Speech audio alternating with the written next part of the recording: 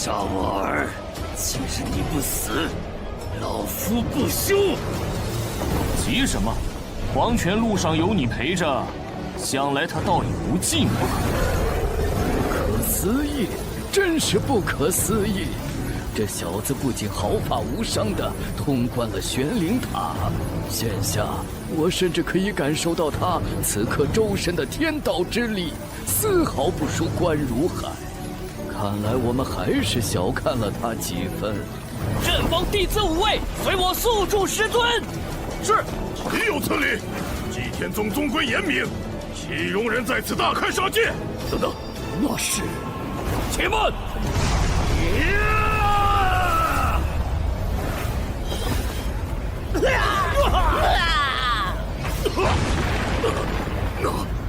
那是宗门禁术，九杀阵。九杀阵，顾思义杀气甚重，一旦起阵，方圆百里之人，若修为不足，便极易产生幻觉，心情大变。我好像看到我太奶了。杀！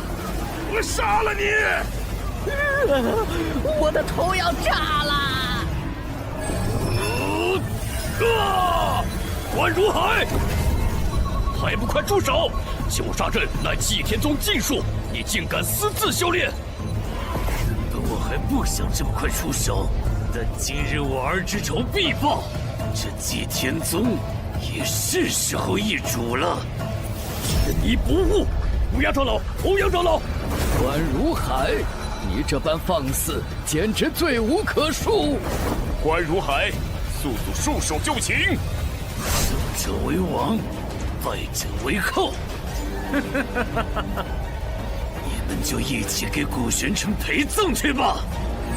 古玄尘，无论你躲到哪里，绝地3000尺，我都不会放过你。爷爷。不好！今日祭天宗便渡不过这一劫数了吧？宗主，这诡谲的路数，与关山月、楚青海、韩寿相较，有过之而无不及。祭天宗内藏污纳垢的源头，果然就是你。这武道龙形剑光，为何与之前交手之时，还有方才那一击都截然不同？力量分明是强了数倍。难道你刚刚是在刻意隐藏？这才是你真正的实力。哼，猜得不错，不过你觉悟的也太晚了吧？怎么回事？像是有股无法抗拒的无形力量压制了我，突然一动也动不了了。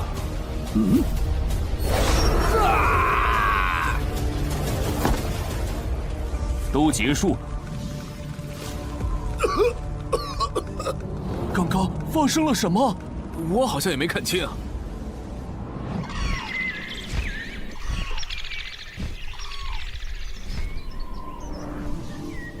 师尊，不必。宗门大比发生的事情，想必大家都清楚。王长老伤得不轻，就让他在行风好好疗伤。乌鸦长老，一会儿还得麻烦你差人送些疗伤的丹药过去。这是自然。所有的事情皆已查明。前正风长老关如海心怀不轨，私自修炼祭天宗禁术。先前韩寿、楚青海所习的邪术禁书，怕是连他们自己都不知道。其实是关如海在暗中设计，幕后操控，其目的便是有朝一日用邪术控制这2人，为他所用。至于关山月，当初他在圣域胡作非为，一桩桩、一件件的荒唐事也已查证。这些事端，也是我平日里过于醉心修炼闭关，疏忽肃清宗门不正风气，才会这般接二连三发生。宗主言重了。众长老不必劝解，身为宗主，我自是责无旁贷，理应自省的。另外，今日祭天宗这一劫得以避过，还得感谢一人。另外，今日祭天宗这一劫得以避过，还得感谢一人。吴公子，当初关山月为获圣域，是祭天宗之过。我姬长风以茶代酒，多谢你不计前嫌，及时出手相助。宗主，你何须向一个晚辈行如此大礼？是啊，宗主。另外，我知古公子你并不屑于祭天宗的长老之位，但宗门之内亦还有各类奥秘典籍，所以你可否愿意留在祭天宗？若你愿意，长老之位自不必说，宗门内的公诀典籍你亦可翻阅修习。宗主竟然要许这个后辈祭天宗长老之位！哈，长老之位算什么？你没听到吗？他若答应，便可修习任何公诀典籍。宗主这意思，怕是连天劫公诀都愿意奉上。他会愿意留下来吗？古公子如何？道谢就不必了，这茶本座接下。古公子你这是答应了？太好了！本座何时答应要做你祭天宗的长老？可是方才，本座出手教训关如海，不过是因为他该死。你这茶尚可，既无他事，本座便先走了。哼，这小子好大的威风！嘘，你小声点儿。原来他如此不愿意留下来吗？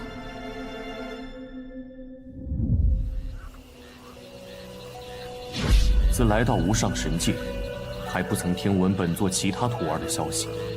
说来，也不知小世界中的大家如何了。为何突然震动？莫非这小世界是感知到本座修为的进一步提升，开始苏醒了？进去一看便知。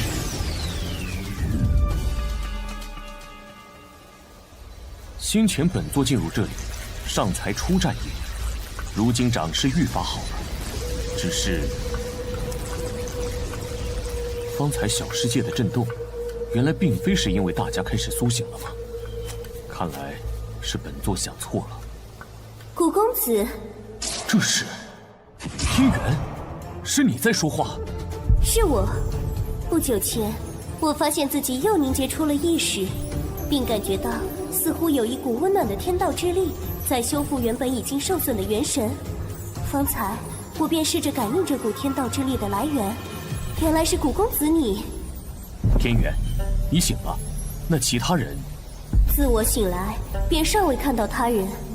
听古公子之意，大家也在此处。古公子，这究竟是怎么一回事？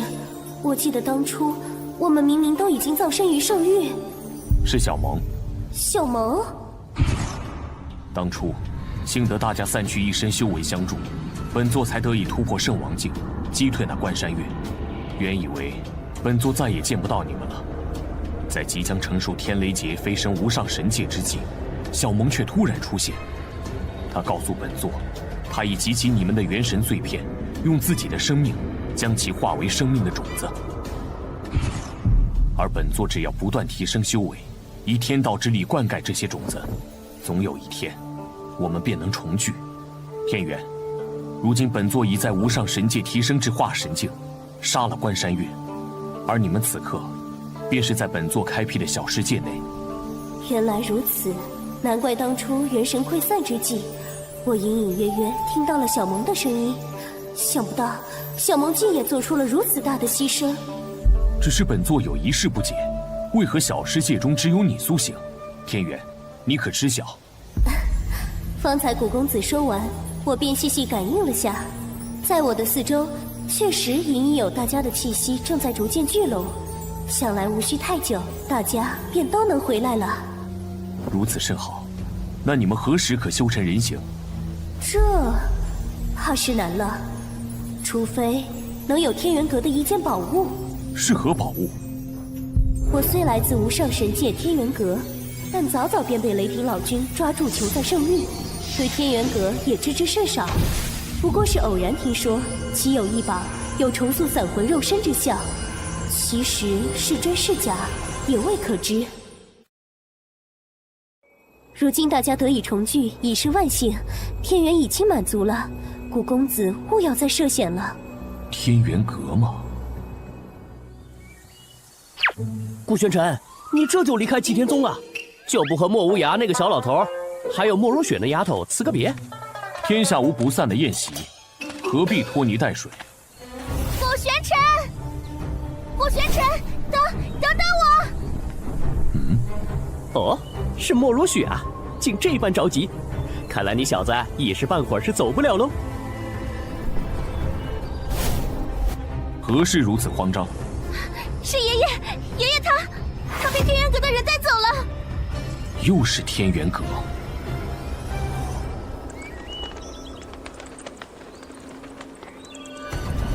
在这无上神界，世人皆知我祭天宗是一大宗门，但其实还有一天元阁已悄然崛起。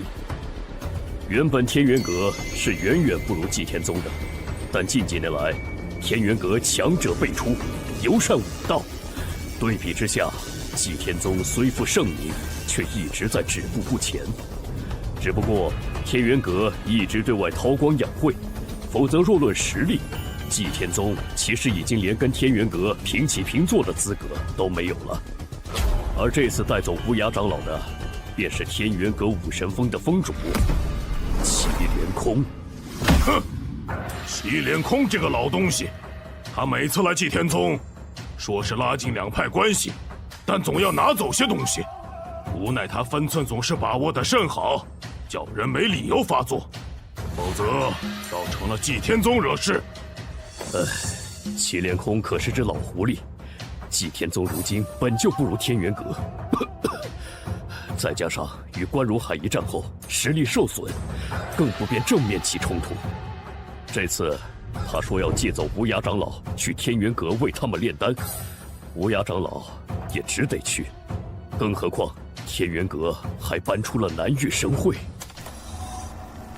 南域神会在即，为了到时替我们这南域松州争得利益，天元阁正抓紧时间炼丹备战。不过这一家之力终究有限，所以还请祭天宗能借无涯长老一些时日。想必祭宗主是不会拒绝的吧？南域神会又是何物？南域神会是南域最为重要的一场盛会。无上神界南域有13州，其中祭天宗、天元阁还有其余5派坐落于松州。整个南域每10年都会有一场主州之争，若是能成为第一，其州内所有势力便都将拥有未来10年南域地心的探索权。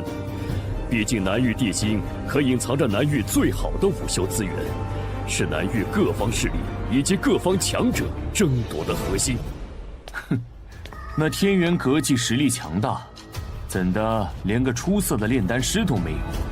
怕不只是为了这所谓的南域神会吧？古公子猜得不错，其实他们带走无涯长老，还是因为古公子你。因为本座。当初古公子炼制出9龙神丹，龙族头影大现，惊动整个祭天宗的同时，也让多事之人传了出去，竟传成了无涯长老炼制出了神丹。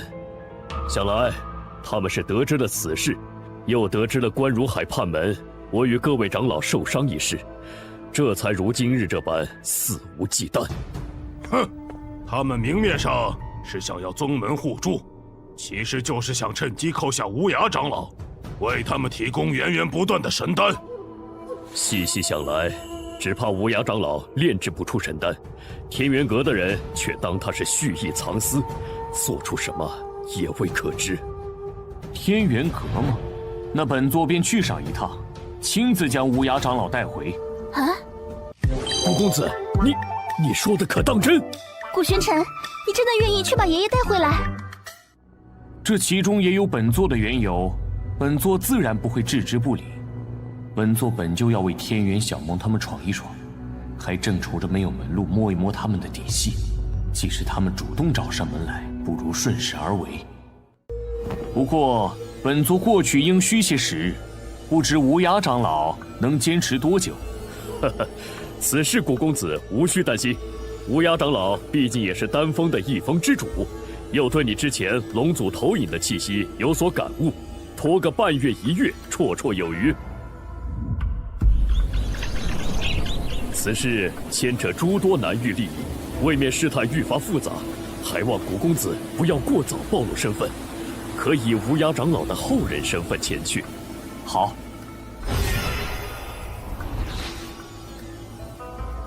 古玄尘，爷爷，你们一定要平安啊！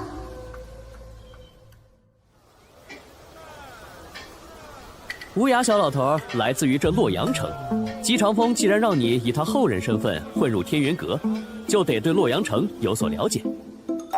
不过嘛，这时间有限，小子，任你本事通天，怕也来不及在这茫茫人海里找出个洛阳城百事通哦。城主府又张贴什么告示呢？哎呦，别急我，让让。这上面写的什么呀？为了恭贺城主寿诞，现特招一人整理城史，编撰史书呢。哦，城史。原来还要招人编纂城史啊！洛阳城这么多年了，这日积月累的史料一定不少。城主府也不说明报酬，哪有傻子吃力不讨好干？这事儿啊，搞什么？居然真的有傻子！你懂什么呀？看来啊，又是一个想找机会去城主府当女婿的。行了，进大堂等着吧。里头还有9人和你一起，一会儿自然有人来吩咐你们要做什么。那是古公子，你怎么会在这里？桑天龙。古公子，我们先借一步说话。小姐到，是许小姐来了，快看快看！人都到齐了。参见许大小姐。这就是城主府的大小姐。小姐，一共10位，人都齐了。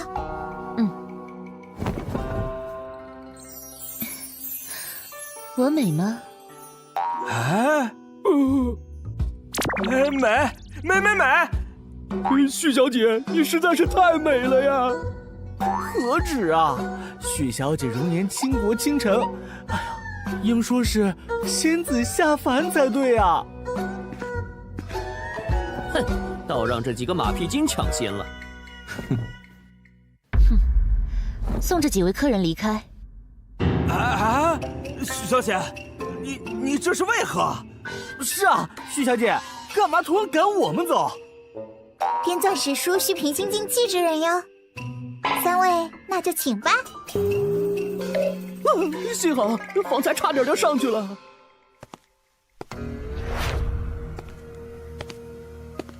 古公子，实不相瞒，我此次正是出门游历，途经洛阳城，听闻洛阳城城主府正招人编纂史书，而这城主府小姐美貌闻名，便来碰碰运气。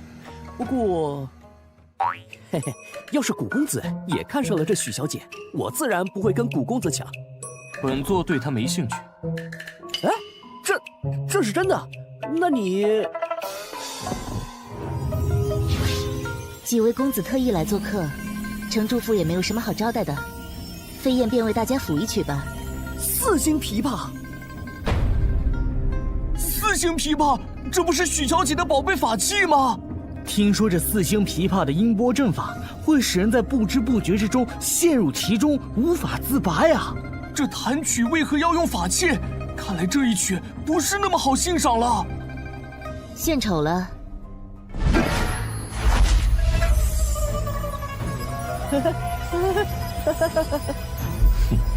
这曲音果真极具诱惑性。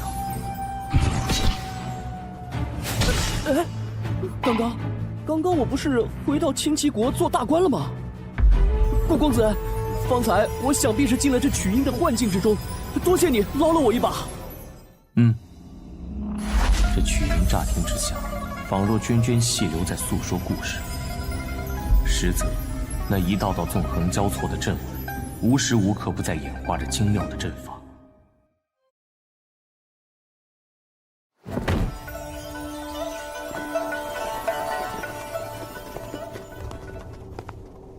小姐，差不多了。在我用着四星琵琶弹奏天域清心咒时，此人虽看起来并不轻松，但依旧能维持清醒，倒有几分能耐。至于他，为何什么表情都没有？许是挨不住，明明早已沉迷其中，只不过尚未倒下罢了。去取凝香丸来，给那位公子服下。是。我不过是想选一灵魂之力强盛之人罢了。若让他再强撑下去，怕是连小命都要交代在这里。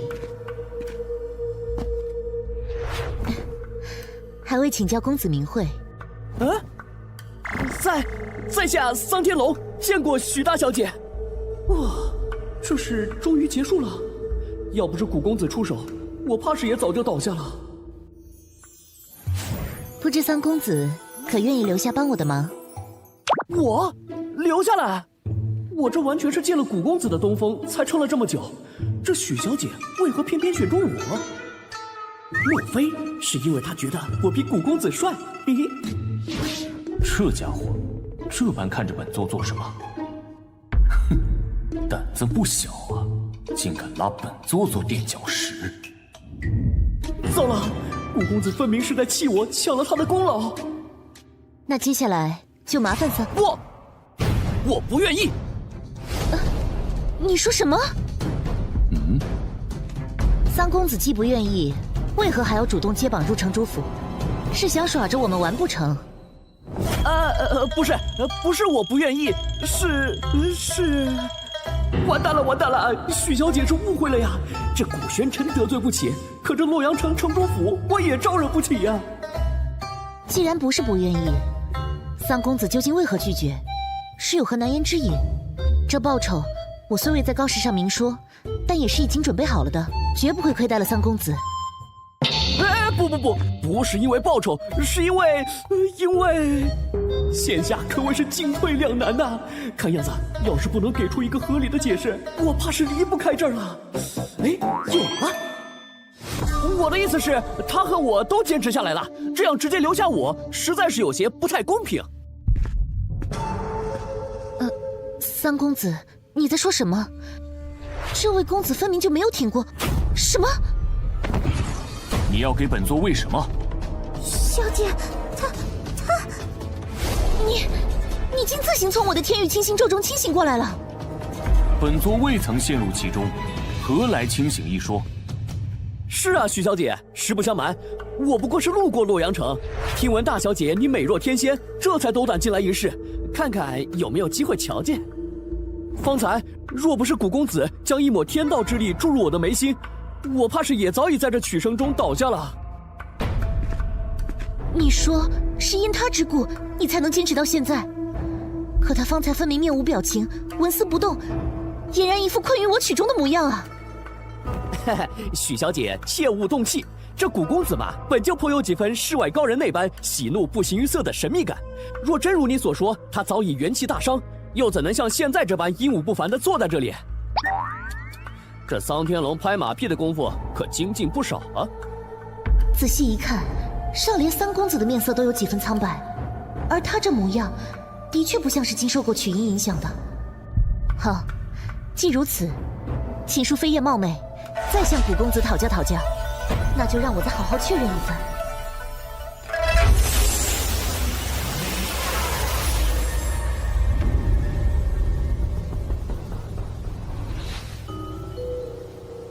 许飞燕营造的新幻境，竟是一片竹林。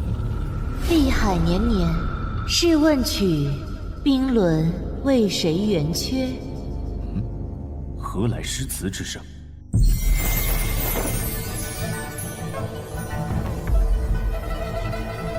倒是比方才那一曲多了几分意趣。弹奏速度突然加快了，在急促的曲音之中，本座感受到有一股凌厉的天道之力正在形成。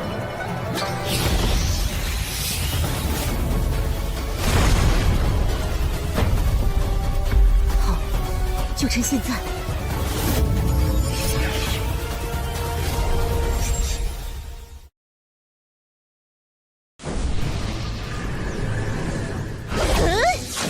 这位公子，看来你是要输了。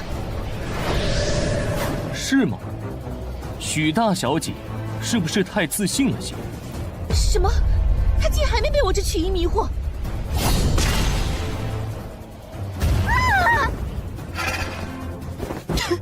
小姐，不好，小姐受伤了，速速将此人拿下！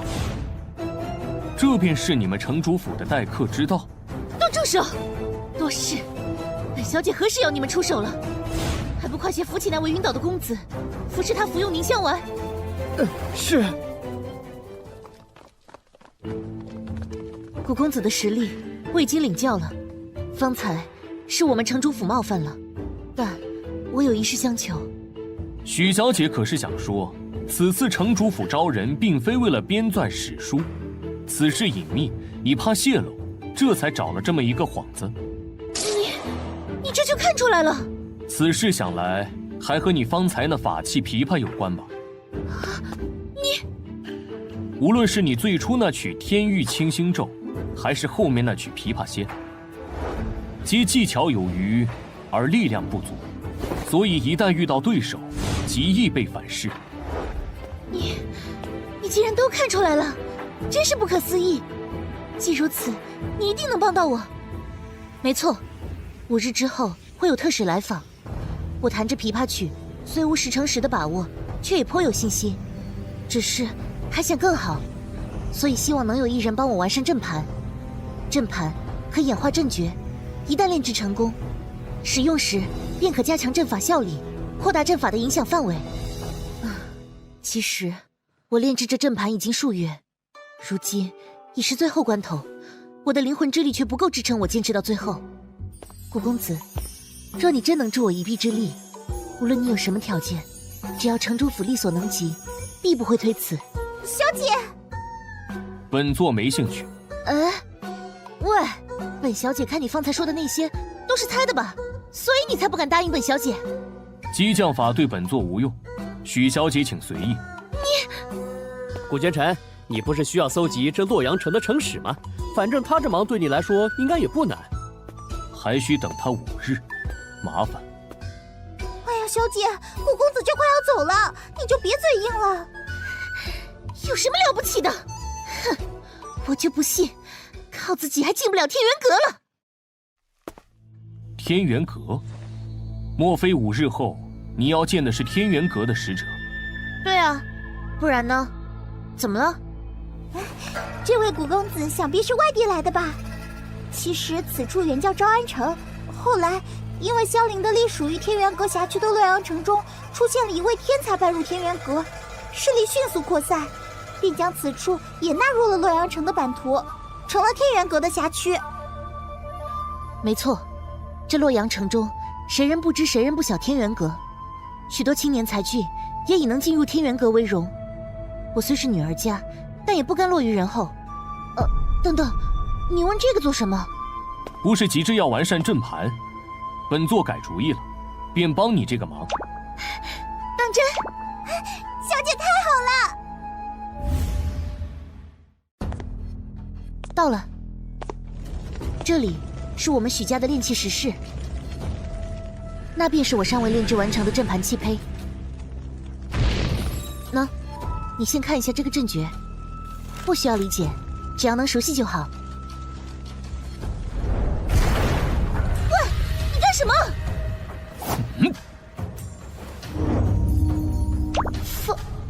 方才也不过一瞬，你竟已经记住了我的阵诀。这行云流水的模样，仿佛这阵诀他早已写过千百遍一般。果然，炼制器胚与炼丹颇为相似，都是将各种材料融合在一起，便能初步成型。且这些蕴含着力量的材料，在融合之时，或许会有一些偏差的，但只要这个偏差不是太大，便不会一直相斥。他这寥寥几笔，看似漫不经心，却可敌我数日之力。在这五上神界，阵法师的等级按照从低到高排，分为1至5星，5星即为顶级阵法师。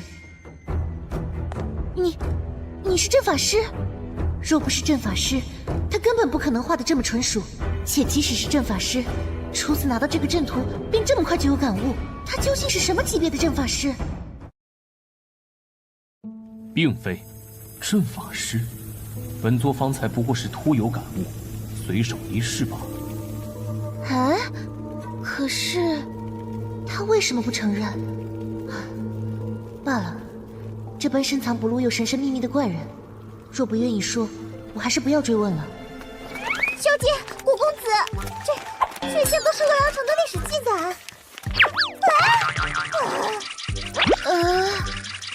你愿意帮我，唯一的条件就只是需要这些典籍。若你还有其他要求，不必客气，大可以提出来。足矣。那好吧，既如此，我也不打扰你了，你便专心在此炼制阵盘吧。小翠，我们走。还真是个怪人呢。依照着许飞燕原本的阵诀继续下去，即便是助他完善，依旧是有所不足。喂，你想干什么？只有短短5日，就算你是顶级5星阵法师，也做不了太多。本座既然出手，自然是要做到最佳。恭喜恭喜啊！贺喜许城主300岁寿辰。天龙兄，听说你今日寿辰会有天元使者来，真是羡煞旁人呐！傲天兄客气了，不过是许家曾有先祖进入过天元阁，蒙因于那一系弟子的照顾罢了。天元使者到！天元使者果真来了！快看快看，连天元阁的使者都来贺寿，咱们城主真是好大的面子！哎呀，天元使者远道而来，有失远迎。哼，许城主客气了，我们可是特意来为你祝寿的。你再这么客气，我们可就走了。是啊，毕竟许城主与我们天元阁的关系，谁不知晓？是，来，2位使者这边请。快，去请小姐来。小姐，方才奴婢去问，守门的守卫说，大殿里头还是没有动静，古公子莫不是失败了？不会吧？当时他演绎阵诀是那么厉害，而且我可以感受到从暗室里隐隐溢出的天道之力十分稳定，我相信他。大小姐，天元特使到了，老爷让我来请你去前堂。这么快就来了？小翠，你先跟着过去，拖会儿时间，就说我稍后就到，我这就去找古公子。好，奴婢知道了。开门，我要进去。是。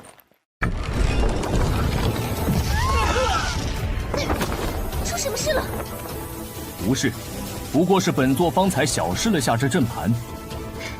太好了，原来你已经炼制成功了。想不到我这阵法完善过后，威力竟如此强。等等，这阵盘上的阵法气息，似乎不是源自于我要你完善的那份阵诀，你擅自改了。不过仔细感应，似乎比我原先的阵诀有着更浓郁的天道之力。只是，这和我的4星琵琶弹奏出的曲调能契合吗？一试便知。好，果真不俗。你说什么？小姐说她稍后再来，简直是胡闹！这丫头真是越来越不像话了。老夫这就亲自去看看，她到底在忙些什么。老爷，怎么响起了琵琶之音？这是飞燕弹的。早就听说许小姐精于琵琶，此曲只应天上有，人间难得几回闻呐。许城主，寿宴开启之前，许大小姐先以琴声传道，实在令人佩服佩服。正是，唯有昆山玉碎，芙蓉泣露，堪比可拟。许城主大恩，我等感激。许小姐的琴技高超，曲中所含韵律可谓是精妙绝伦呐。特使谬赞，小女琴艺不精，见笑了。原来飞燕这孩子是想先以曲音吸引特使注意，我这个当爹的还真是错怪他了。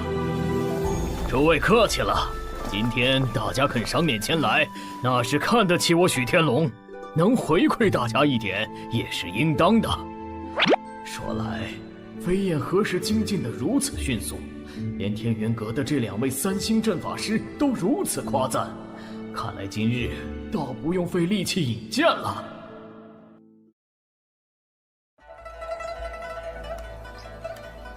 哎呀，这曲音怎能变得这般激昂？老夫似乎有点受不住了。是啊，我的头好痛。许城主，你家这是？哎呀！来人，速取凝香丸给大家服下。这曲音之中的天道之力太强，境界高的人尚且还能运转公爵扛住，境界若是不够，又未服用凝香丸，根本承受不住啊！飞燕究竟是想干什么？再这样下去，是要团灭所有客人呐！特使，这阵诀与我的4星琵琶竟这般相似，仿佛就是为了契合它发出的每一个音律而生的。精彩，实在是太精彩了！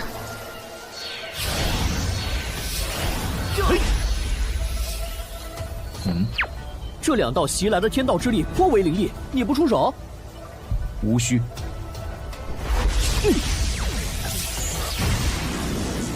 哎呀！住手！飞燕，你还不快住手！啊，爹！啊，2位特使可有受伤？小女实在是太胡闹了，我定会狠狠教训她。天元阁特使怎么来后院了？而且还是这般狼狈的模样。糟了，莫非……飞燕见过2位特使，刚才因为一时有所感悟，未能控制琴音，冒犯了特使，请特使见谅。无故袭击天元阁特使，若是传扬出去，怕是爹爹这城主之位都得丢了。许大小姐天赋非凡，修炼感悟，这是人人都有的情况，何罪之有？是啊，幸好这许天龙及时赶到，否则若真被这小丫头给伤了，未免也太丢天元阁的脸面。我们寿也拜了，寿宴就暂时不参加了。不过关于许大小姐，我们倒有一事想再谈谈。是，我和飞燕这就带2位使者去客房休息。咦，看来我这是因祸得福，进入天元阁有戏呀！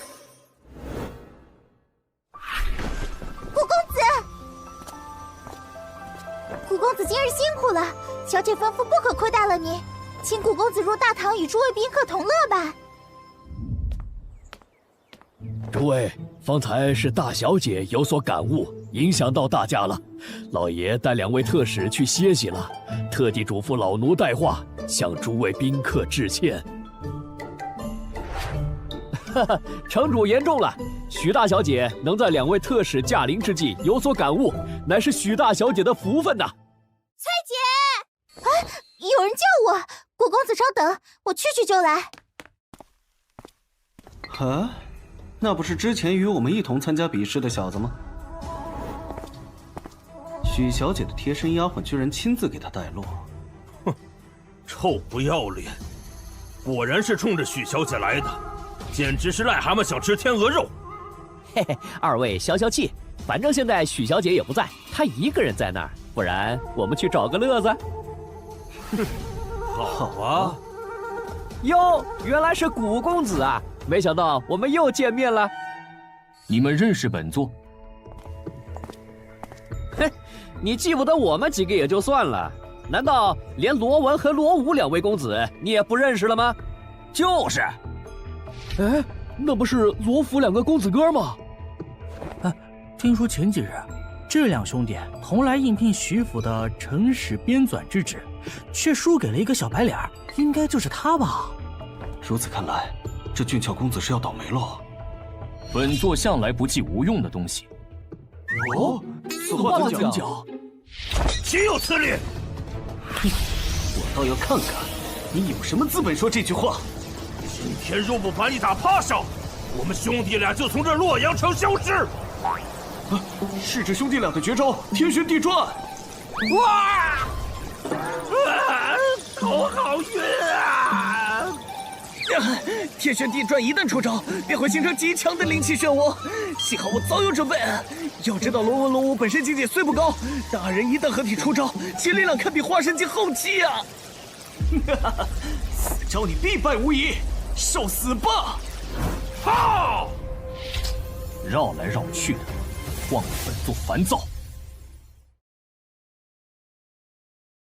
等等，这是……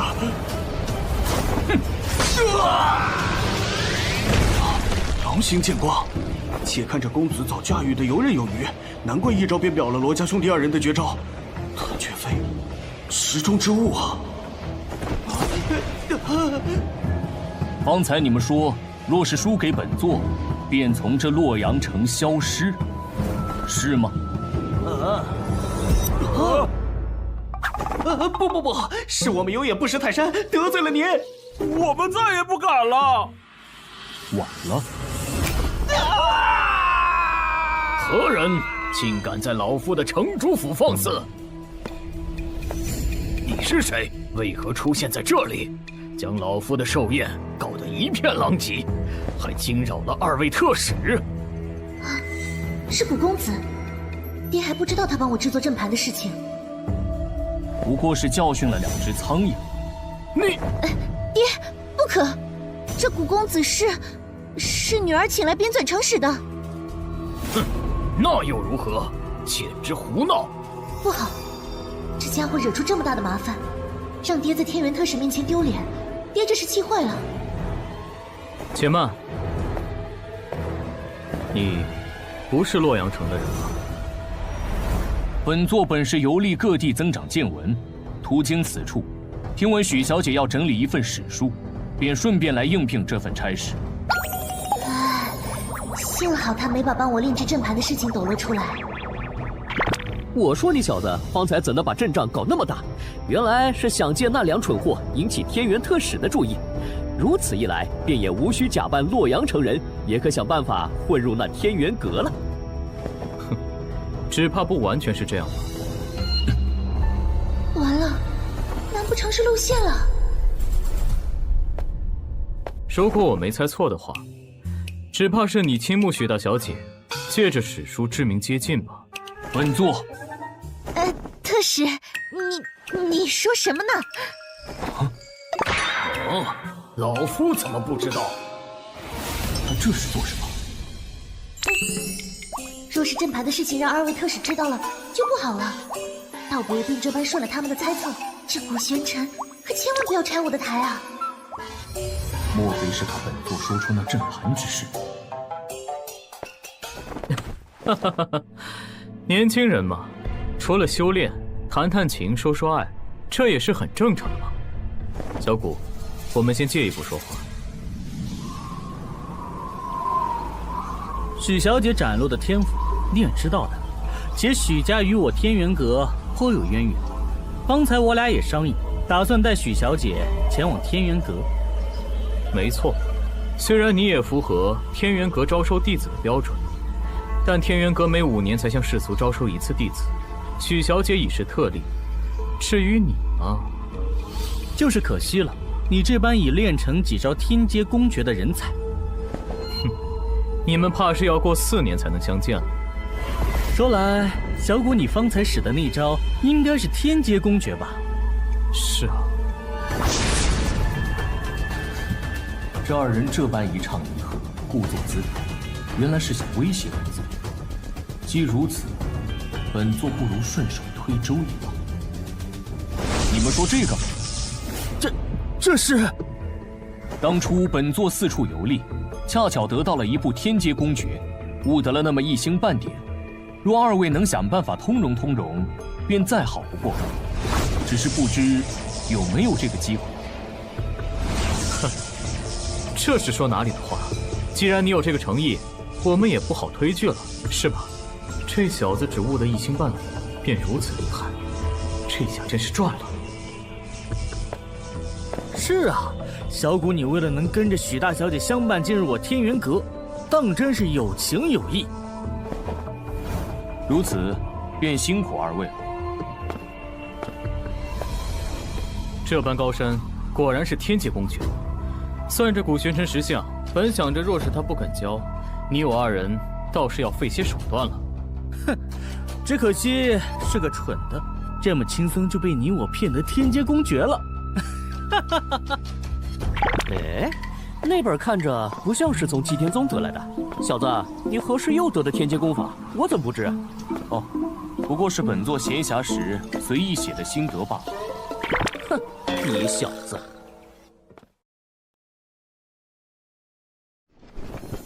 古玄尘，你睡了吗？何事？我有话想问你。进来吧。这么晚了，连床铺都尚未动过，他这是一直在休息吗？竟也不觉得困倦。许小姐深夜来找本座，究竟是为何事？咦，怎么突然关心起这家伙了？哎，差点忘了正事。今日你信守承诺，没有将帮我炼制阵盘的事情说出来，多谢。举手之劳，许小姐不必在意。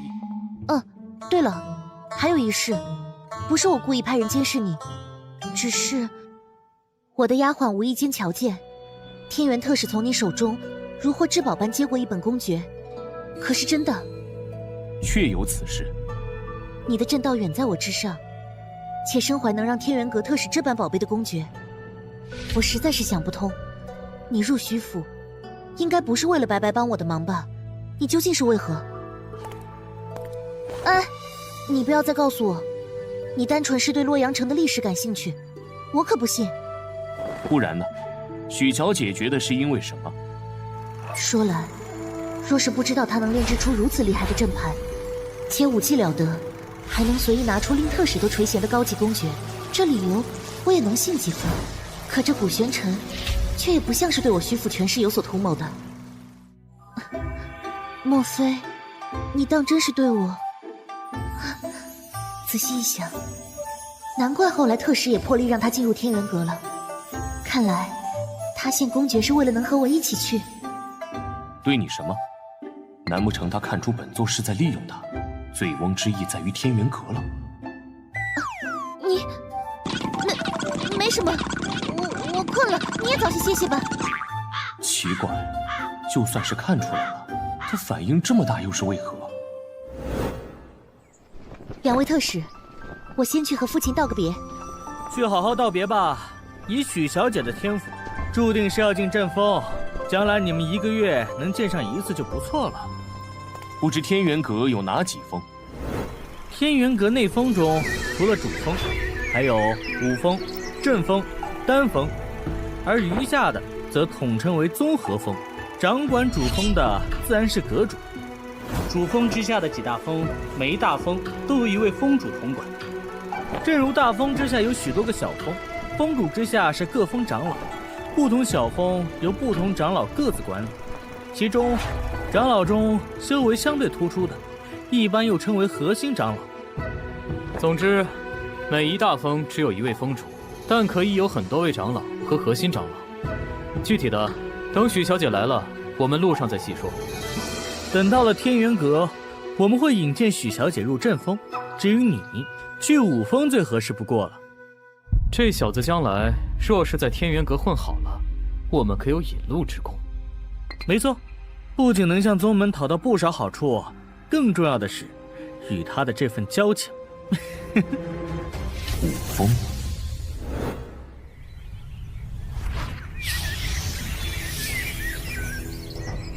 前面便是天元阁了。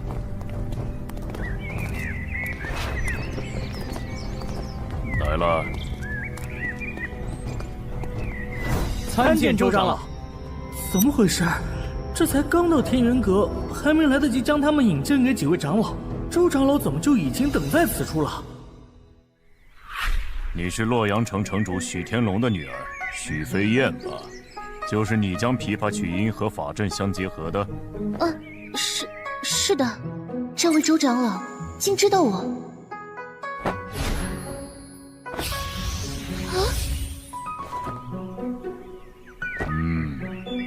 虽不如听闻的那般天才，倒也确实颇有几分天赋。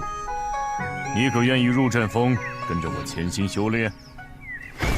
是，飞燕拜见师傅。好。我不是在做梦吧？百事竟如此顺利。至于你嘛，我收一个也是收，顺便也收下你吧。周长老，其实那个，周长老，你刚收一个爱徒，这就再收一个，未免也太累了吧？哼，我看这小子骨骼惊奇，与我武道更有缘，还是跟着我入武峰吧。哼，为我们天元阁培养优秀弟子是何等荣耀之事，我岂会觉得累？倒是江长老你呀，听说上次新进武峰的那批弟子里，可有好几人是拜入在你的门下，你才更累吧？哼哼，周长老说笑了，毕竟能者多劳，待周长老熬成阵风的核心长老之一，想必也能多收几个弟子了。融合！哎，吵，有什么好吵的？哼，大白天的扰了小老儿的清梦。哦，秦长老，你怎的又喝成这副模样？再这般下去，你们丹峰怕是连你的位置都没有了。哼，可不是，不过是仗着自己岁数大，修为又比我们高些，但你这般荒唐度日，是在吃老本罢了。规矩，规矩能值几个酒钱？说来，你们两个不就是觊觎这小子身上的天阶公诀吗？糟糕！啊，他们怎么都知道古玄尘身上有天阶公诀？你胡说什么？喂，小子，这俩家伙是因为知道你的公诀踏印在密轴之中，心怀不轨。哦，此话怎讲？毛头小子，连这都不知道。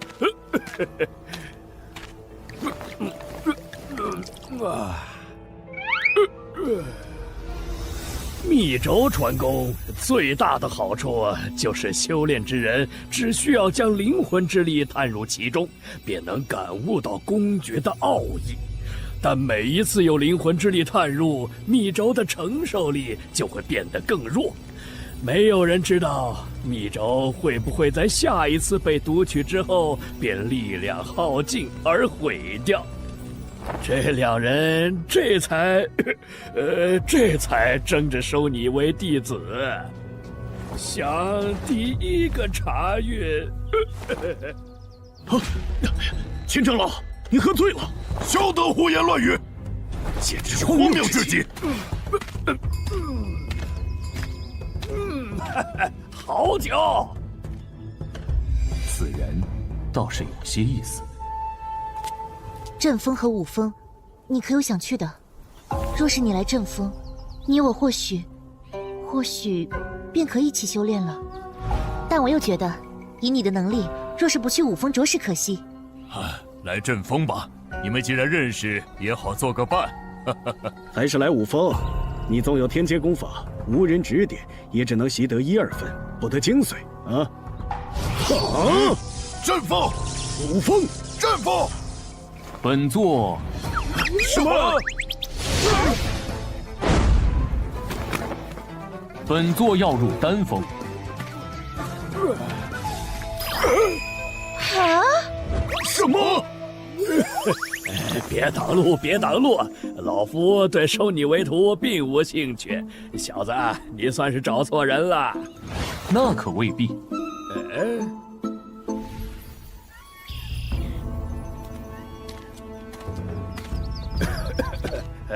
到了。小子，你方才答应老夫的呢？洛阳城以酒闻名，当初本座草草看了几张古籍中所在酿酒之法，现以星辰天机图内培植的6阶奇花异草为原料一试，倒是不错。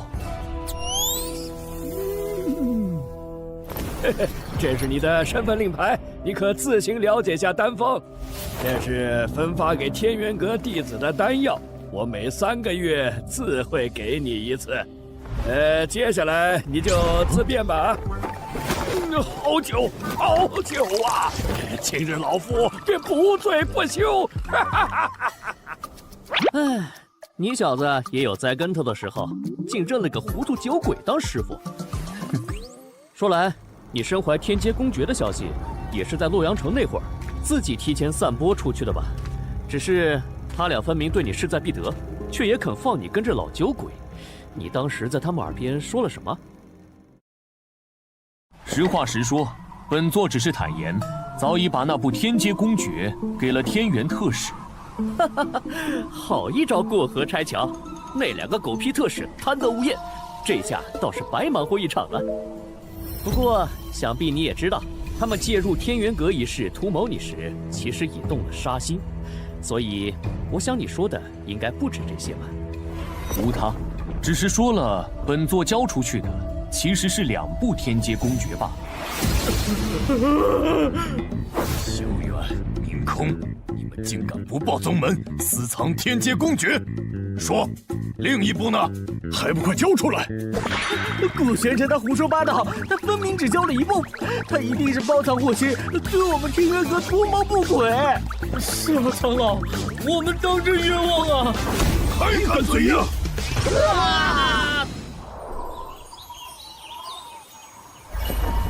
看来，此处便是所属丹峰的云淼峰了。天元阁既然想要无涯长老炼制9龙神丹，他自然是在丹峰。不过，这云淼峰的位置，未免也过于偏僻。无涯长老，倒更像是会在丹神峰。说来奇怪，往日丹峰各峰长老每隔一段时间，都要去趟丹神峰切磋炼丹之法。虽说咱们秦长老几乎回回都装醉不去，但几位长老也是回回来云淼峰找的，怎么最近一点消息都没有？你不知道？齐长老前些日子似乎是从天元阁外请了位炼丹师回来，峰主线下可忙得很呢。既有此事，想来此人定是十分重要了，真令人好奇啊！你若是想知道，过了云兽岭去丹神峰打听打听不就行了？快别说了，云兽岭本是我们丹峰种植灵草、养灵兽之地，但听说最近有几个入了云兽岭采草药的还未曾出来。啊，此事当真？这也太邪门了吧！会不会是误传？这我就不清楚了。你小子猜的倒是不错，无涯长老果然是在丹神峰，不过那云兽岭听起来却颇为古怪。尚且还没有本座不敢去的地方。此处草木茂盛，天道之力充沛，虽不及无涯长老炼丹空间那里头，却也胜过他处许多。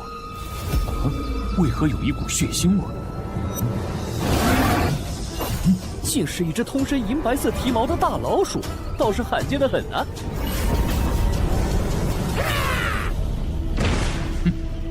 喂，你方才使了1成力都不到吧？这个云兽岭的灵兽，未免也过于不堪一击了吧？方才的血腥味果然源于此。这灵兽腹部的剑伤还未愈合，应是受伤不久。如此说来，这附近还有其他人喽？不仅如此，他方才那般疯魔要杀本座，怕是把本座当成了伤他之人的同伙吧？你是什么人？你竟杀了我们的银月鼠！你们的银月鼠？当然了，之前我们遭遇恶战，还是小白替我们引开那头强大的灵兽，我们才得以逃脱。没想到小白最终没有被那灵兽所杀，却惨死在你的手里。哼，看你这一身衣服，现下又敢独自来云兽岭，怕是不懂规矩的新人吧？规矩？你们想如何？还没开始讹他呢，这个冤大头头颇有觉悟。嘿，想不到斩获一只银月鼠不说，又遇到个怂货，哥们儿几个今天是赚了呀！哼，连剑刃上留下的血迹都尚未清零，便敢来碰瓷本座，本座倒要看看这几个蠢货想玩什么花样。念在大家都是同门的份上，我们便也不为难你。这样吧，我看你那把剑倒是还不错，就当做是赔礼吧。哦，你们确定是要本座的这把剑？怎么，你舍不得了？喂，新来的，出尔反尔，我看你是找死！好啊。你们想要，那便自己拿走吧。哼，算你小子识相。哼，早这么说不就得了？就是嘛。这剑身之内竟蕴含着一股无比强劲的天道之力，剑在天道之力横冲直撞，甚是霸道。能控制他，至少是在月魂境之上的高手。可这小子分明年纪轻轻。等等，为何我竟一点也感受不到他的气息？莫非他是个隐去了修为的顶级武修？黄师兄，你怎么不把剑拔起来？哎，是啊，黄师兄，你怎么在发抖啊？黄师兄，黄师兄死了！你把黄师兄拍死了？怎么会这样？我也不知道啊。本座的青龙剑在问，下一个你们谁来？这剑有古怪！救命啊！剑来！哼，自作孽不可活。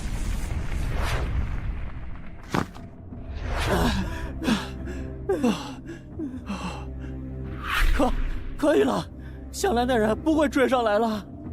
哎，老四呢？刚才还跟着我们，怎么一下子就不见了？不是说云兽岭最近常有人失踪，老四不会真撞鬼了吧？不说什么，方才我们不都好好的？我看是老四自己吓得腿软，又跑不动了。喂，你们两个看我的表情，怎么跟见鬼一样？我话还没。救命啊！救命啊！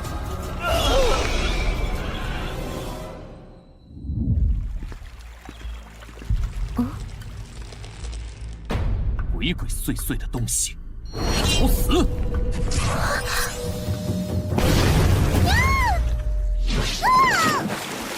谁？哎呀，不好，被发现了！你竟敢偷袭本姑娘！丹峰的内封弟子，方才怕是被你藤妖绞杀，你浑然不知吧？无耻之徒，你往哪里砍？本座对你并无兴趣。站住！谁让你走了？本姑娘看你是敬酒不吃吃罚酒。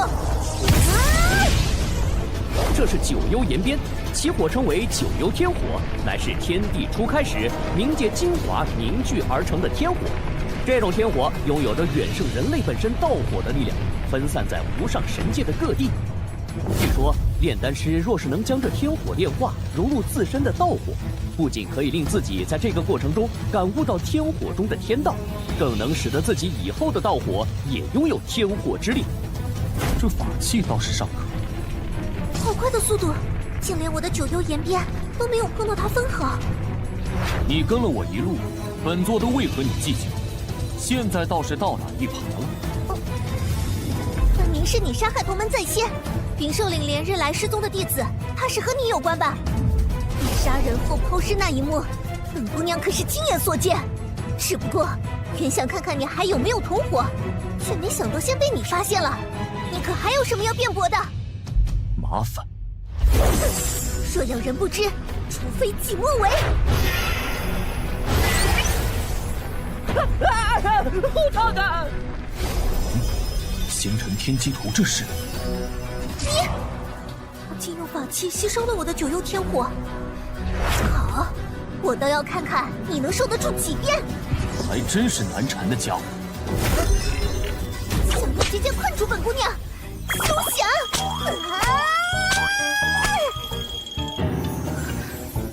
这姐姐竟闻思未堕。本姑娘技不如人，落入你的手中，你要杀便杀吧，反正等姚姐姐知道，定不会放过你的。什么情况？你所见之人，乃是他咎由自取。至于其他人的死，更是与本座无关，言尽于此。信与不信，自便。喂，你等！他不杀我，他不是近日暗害同门、杀人夺宝的歹人吗？莫非我所看到的并不是真相？真的是我误会他了？什么东西，也敢对本姑娘动手动脚？不好！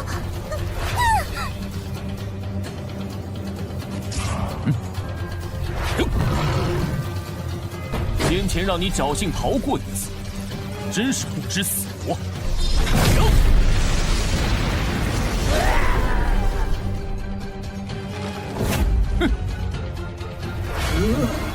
谁修炼1000年，这个梦人类竟敢连断老身数10臂！急什么？本座这就送你去团聚。慢着，一起看看谁在老身手中。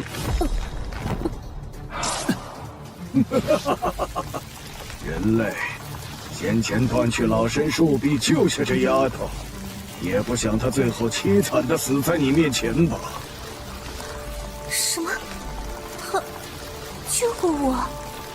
等等，莫非那个时候他并非是为了羞辱我？现在，这丫头的命可握在老身的手里。你若是想救她，就先自断一臂吧。你笑什么？本姑娘是笑你这个老东西蠢笨。方才本姑娘还要杀他，她为何要用牺牲一臂来救杀他之人？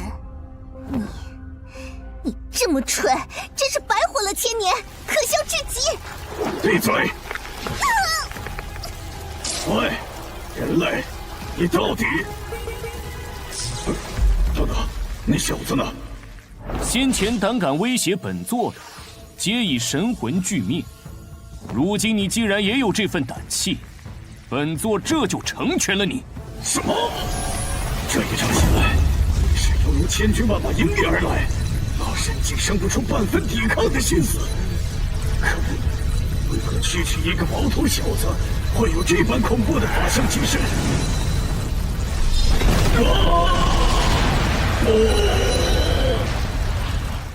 我已经死了吗？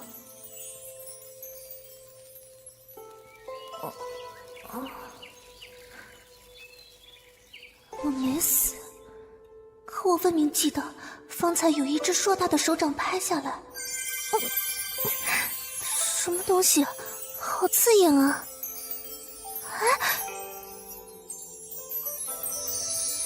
哇，这些是……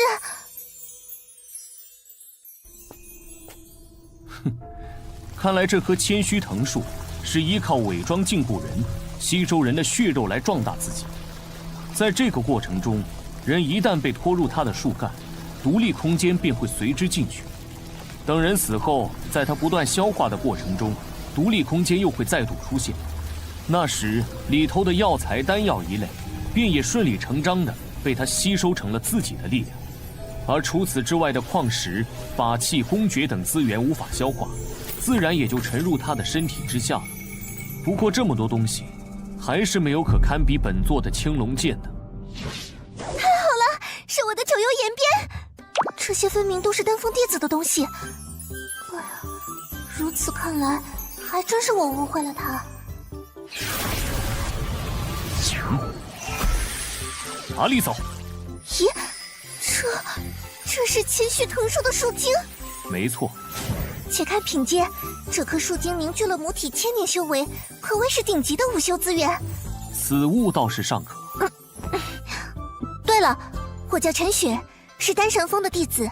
原先是我误会你了，还以为你是个杀害同门的惯犯，所以才想要出手教训你。可你一个新弟子，修为为何竟这般？你是丹神峰的弟子？小雪，哎，原来你在此处。我刚入云兽岭，便瞧见一股杀气极盛的天道之力。如何？你可有受伤？瑶姐姐，你怎么来了？别担心，我好得很。方才我不慎被千须藤树所伤，多亏他救了我。千年千须藤树，云兽岭本就是丹峰一处天道之力丰沛的灵地，自然也不乏一些花草修炼出灵石。但千年树林堪比御魂境后期的武修，岂是能轻易对付得了的？还有这些资源，也是他斩获的。莫非？我叫思瑶，同小雪一样是丹神峰弟子。莫非公子是从洛阳城过来的？正是。哎，瑶姐姐，你是怎么知道的？听说天元特使从洛阳城破例带回2位颇有天赋的弟子，其中一位更是身怀天阶公爵，想来应是这位公子。那个现天阶公爵的原来是你啊！公子既出现在云兽岭，便是入了丹峰，只是不知是丹峰哪一峰。云淼峰。难怪。这是何意？你不知道，师尊他其实原本也想往外峰去看看这带来天阶公爵的新弟子有何能耐，却不料一早就被炼丹的事情耽误了。结果等他终于得空出门回来时，脸却黑得像锅底一样。我这才明白，原来你是被他的死对头秦长老截胡了。小雪，不得无礼。公子莫见怪，小雪向来口无遮拦的。我就是实话实说嘛。对了，瑶姐姐，你怎么知道我来了云兽岭？你没告诉师尊吧？正是师尊让我来云兽岭寻你的。你擅自离峰，回去须得好好认错。什么？师尊他老人家知道了？千须藤树一事，可能还要麻烦公子随我们去一趟丹神峰，只是不知是否方便。无妨，本座随你们去一趟。本以为入丹神峰还需费些手段，如此倒是省了本座一桩麻烦。那可真是太好了。完了完了。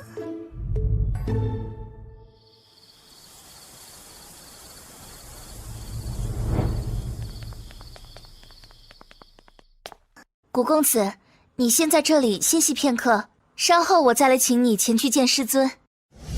好。方才一路一边躁动不已，本座倒要看看是何缘故。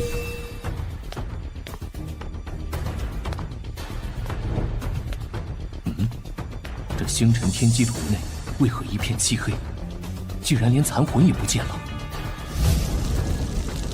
这是九幽天火，此处的九幽天火竟是黑灰之色，比那九幽岩边所携的更为精纯。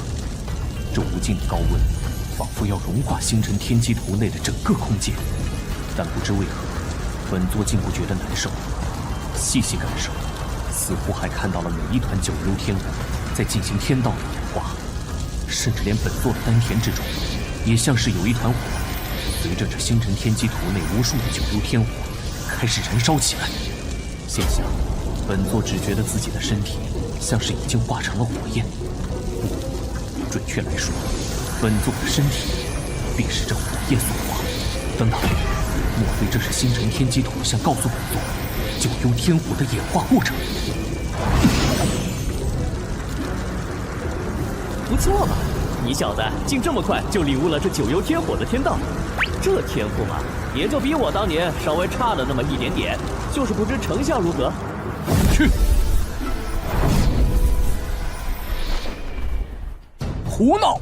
我好好修炼，提升境界，擅自前往云兽岭，自行去思过崖，面壁1个月吧。师尊，我2个月。师尊，小雪她知错了，这1个月一定会好好反省的。还快去！是。师尊，您这旧伤。无碍，你方才说有事要禀报，所谓何事？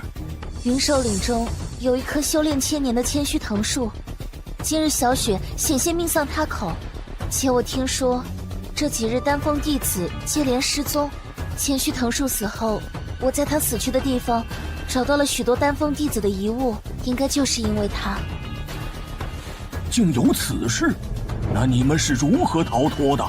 是刚入云妙峰的公子救了小雪，我赶到时，他已经制服了千须藤树。是那个带着天劫公爵进入天元阁的弟子，他现在在何处？就在客房，师尊可要见见？哦，师尊，客房处方向发生异象。这，陪我去看看。是。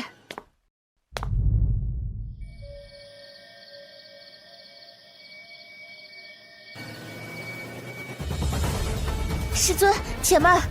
此刻古公子的房内还不知是什么情况，而且从这阵法的力量看起来，怕什么？我虽是炼丹师，但好歹也是御魂境后期，岂会叫一个毛头小子伤着？哼！师尊，你没事吧？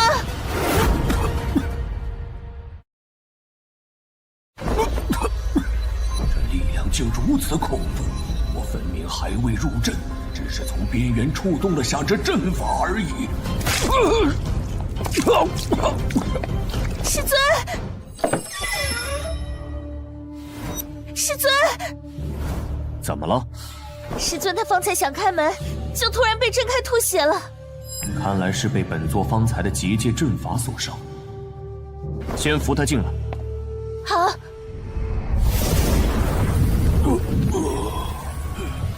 顾公子，师尊他如何？并无大碍。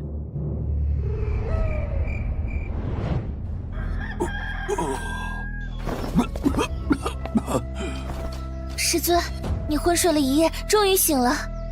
我竟昏睡了一夜吗？你一直在服用耗气的丹药。顾公子，你是不是弄错了？师尊不曾服用什么耗气的丹药。不过，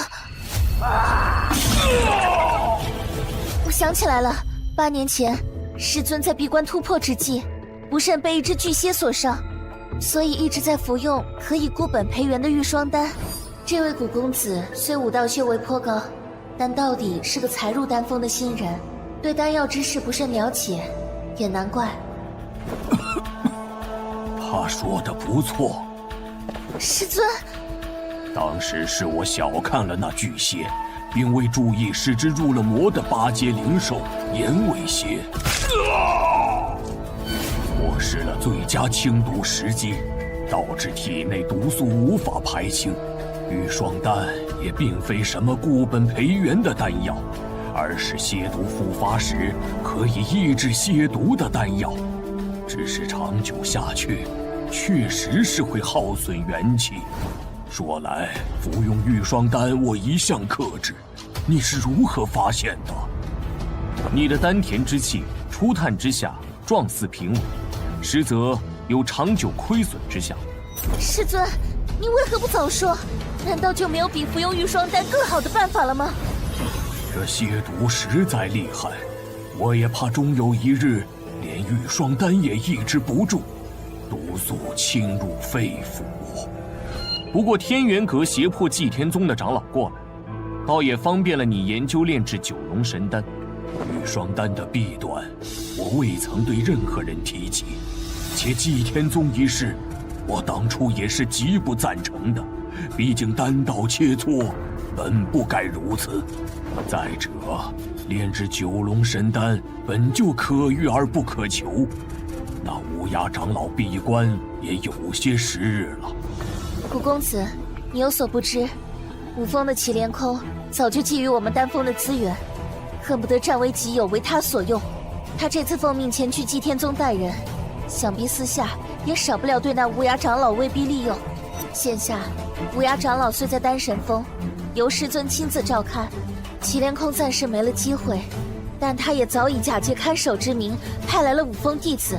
总之，祁连空无时无刻不在想着怎么抓住师尊的错处，并以此引起阁主的忌惮。若是再让他知晓师尊重伤，必会有所动作，届时也更有由头派更多五峰弟子渗入丹神峰了。清毒并不难，不过事成之后，本座有个要求。你顾玄尘，我知你武道天赋极高，但我身为6星炼丹师，都尚且无法自救，你又如何能办到？本座做不做得到，一试便知。丹房在何处？顾公子，请随我来。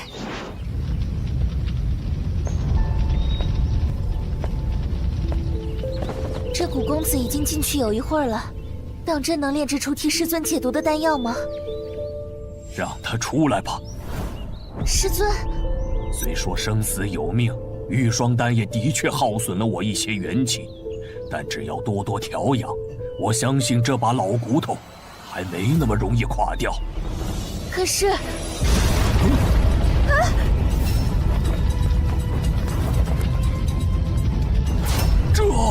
这是九幽天火，他体内九幽天火的品级，似乎比师尊你炼化给小雪那九幽岩边的还高出一截。何止高出一截，这小子的道火气息，便是连我身体里那道九幽天火本体都远远不及。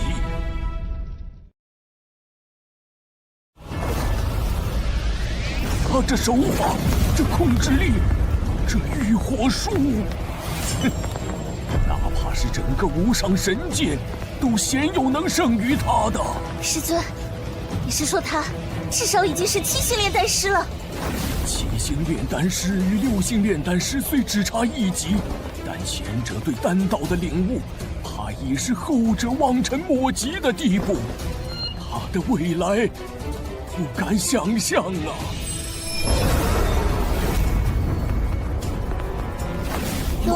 龙祖投影。好了，7文，这九幽天火果真比天道之火好使不少。顾玄尘，你是什么人？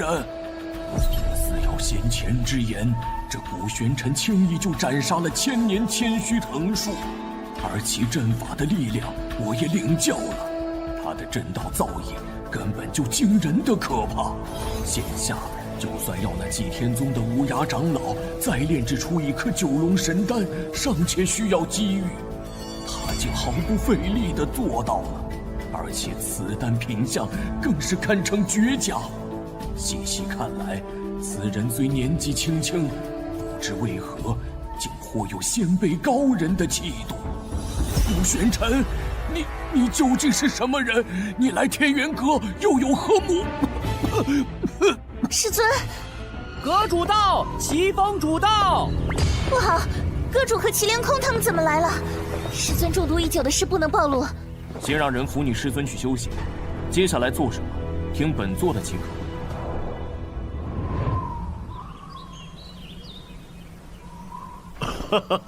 方才我正在和齐峰主商讨南域神会一事，竟见丹神峰上空有龙祖投影出现。参见阁主，参见齐峰主。哎，不必如此拘礼。陈峰主呢？可是他的丹道有所突破了？回阁主，师尊他尚在歇息。至于方才那道龙祖投影，是因为我炼制出了一颗九龙神丹。哼，怎么？陈峰主这是仗着自己研制出了九龙神丹，不懂规矩了？阁主来了，他不出来迎接也就罢了，竟还让一个黄毛丫头来敷衍我们。思瑶，峰主呢？怎么只有你在丹房门口？莫非是你炼制出了九龙神丹？哎呀，昨日我还看见你带着你师妹和一个弟子从云兽岭出来。后来听说是剿灭了云兽岭的一棵千年藤树。哎，思瑶，你的功力怎的长进的这般神速啊？真是后生可畏呀！哎，这……你，思瑶，那九龙神丹当真是你炼制的？回阁主，这九龙神丹确实是我炼制的，思瑶不敢撒谎。啊，丹峰阁长老们怎么也来了？不过……来的倒是很巧，看来我还真是小看了你啊！怎么一开始不说清楚？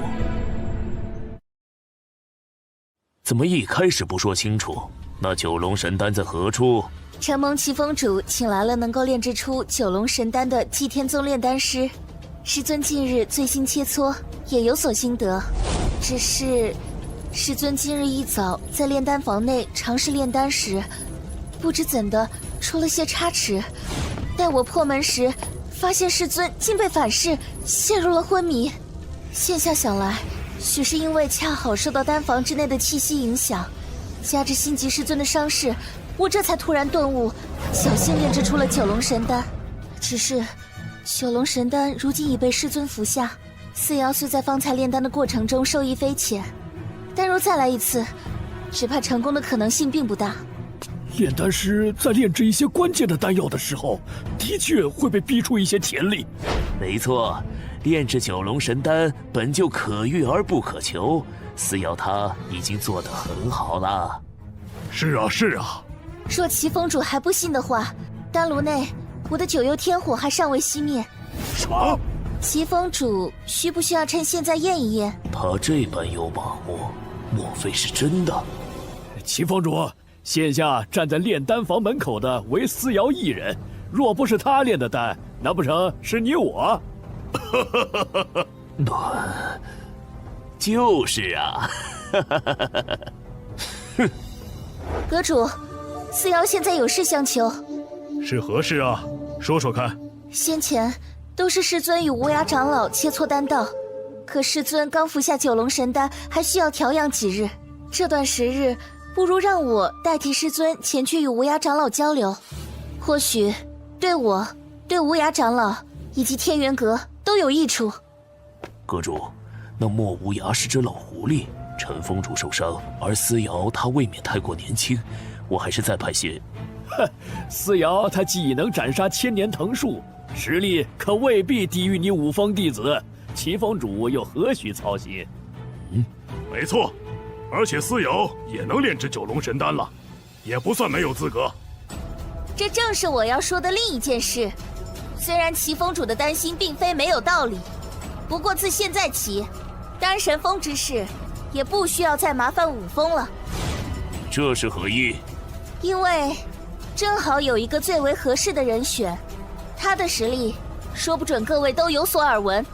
哼，何人如此了得？他便是几日前名扬洛阳城，且以天阶公爵进入天元阁，现下是丹峰弟子的古玄尘。你就是古玄尘？听说你选择入了丹峰中缥缈峰秦长老的门下。不错，原来就是这小子被秦老头抢了先。看着倒是气度不凡，颇有我年轻时的风范。这小子，要不是我昨日分身乏术，也不会派江无风那个没用的东西去招揽他。既然没能把他招入五峰，留着就是个祸患。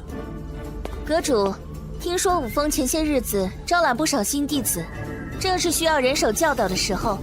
丹神峰既然已有古师弟在，也就不再劳其他峰兴师动众了。说的也是。齐峰主，你可还有异议？阁主，这古玄尘可是不可多得的武道天才，如此我也没有什么不放心的了。好，思瑶，你炼制出九龙神丹，无论是本身对丹道的领悟使然，还是只是偶然，都是天元阁之喜。这几日你便与祭天宗那炼丹师多多交流吧。是。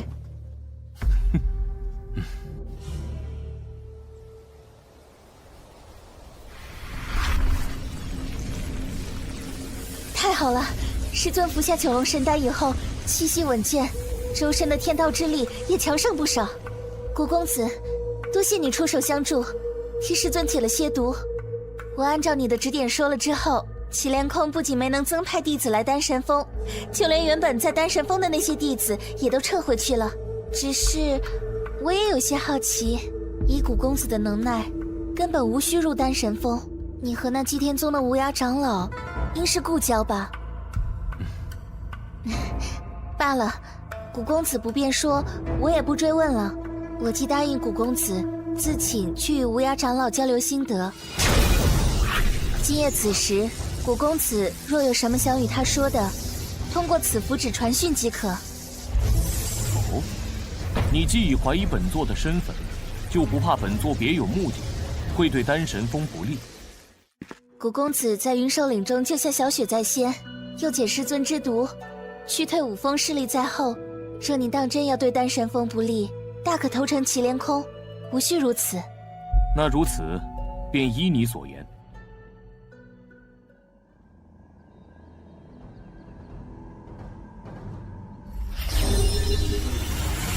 古公子，真的是你！方才一位叫思瑶的女弟子过来，带来了你的消息，竟是真的。如今本座已入天元阁。难怪，其实今日发现丹神峰方向出现龙族投影后，我就隐隐有了怀疑。不过，我记得现下应该已经过了天元阁招揽新弟子的时候。古公子，你是怎么进来的？入天元阁并不难，你在天元阁可有遇到什么麻烦？虽行动有些不便，但这丹神峰的陈长老和思瑶姑娘倒是对我以礼相待。对了，祭天宗的大家还有如雪，可都安好？一切安好，不过本座还需寻样东西，待你离开此处，尚需些时日。这又何妨？莫某何德何能，劳烦古公子以身犯险前来营救。只是不知古公子在此要寻何物，我能否帮得上忙？你可知这天元阁内有一物可重塑散魂肉身？你说的莫非是九冥真水？那是何物？我虽久居祭天宗，但有关天元阁的，倒也曾听说过一些。天元阁开山先祖尚在无上神界的时候，曾游历四方，偶得一妙法。他以此法所言，以无本之木及天地间无根之水，再以无源之火，在丹炉中整整炼了9天9夜。若人已身死而元神未散，便可以此物重塑其肉身，因此称之为九冥真水。据说后来这天元阁的先祖亲自设下了结界，结界内每一座山头都藏有公爵或是珍宝，并设下了相应的守山神兵看守。此挑战于每月15开启一次，挑战者若能在守山神兵的手中挨过1个时辰，就能得到相应的公爵和珍宝。因此很多天元阁弟子以此为历练，而那九冥真水就在其中。说来，距下一次挑战开启也就半月了。哦，是在何处？天元阁三神峰。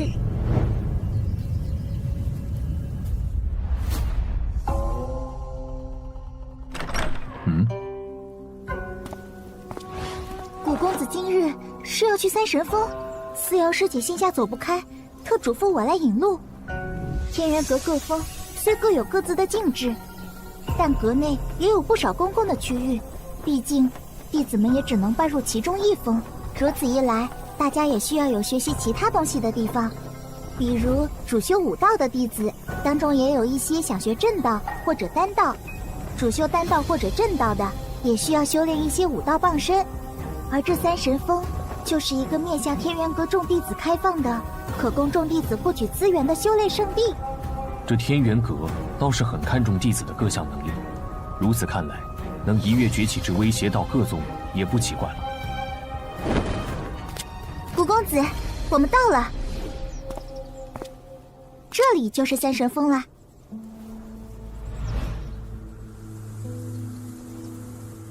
这是显示三神峰弟子试炼情况的石牌，现在正有30名弟子在挑战守山神兵。刚开始挑战，令牌须隐最亮，反之则意味挑战即将结束。咦，看来已经有人快结束了。对了，在挑战守山神兵前，需要先入前面的三神堂，要先将自己的资源依照价值兑换成标注相应贡献值的令牌，才有挑战的资格。贡献值？入山挑战有风险，虽设有保护阵法，但也不过是暂时保命，无法避免伤残。毕竟，弟子重伤难愈，事后丧命的情况也是有的。总之，筛选拥有一定资源的弟子，也是在筛选有相应能力的弟子，以免有弟子白白送命。就拿公爵来说，比如皇阶公爵分上、中、下3品，要想挑战以皇阶公爵为奖赏的山峰，需要的贡献值从100到1000不等。能够达到这个贡献值的，基本是河神境后期的弟子。而旋级上、中、下3品，需要的贡献值则从2000到5000不等。能有资格挑战的，起码也是养神境中期的弟子。古公子，你刚来天元阁，又贡献出了天劫公爵，想来手头并不宽裕，不知我能不能帮上一点忙？不必了，多谢带路。哎，我要兑换贡献值！喂，别挤，别挤啊！什么？有没有搞错？4星的银甲铁衣才值80贡献值。下一个，到我了，到我了！哎，看什么看？走开！今天大丰收，还不快麻利点，先给我兑换贡献值！看，是黄石，怎么是他呀？走走走，一边待着去！我走，我走。什么？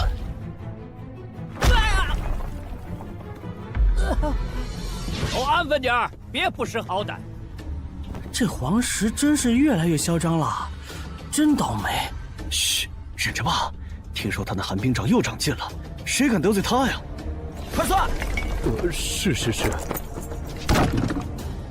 喂，好好算，要是敢少算一点，小心老子……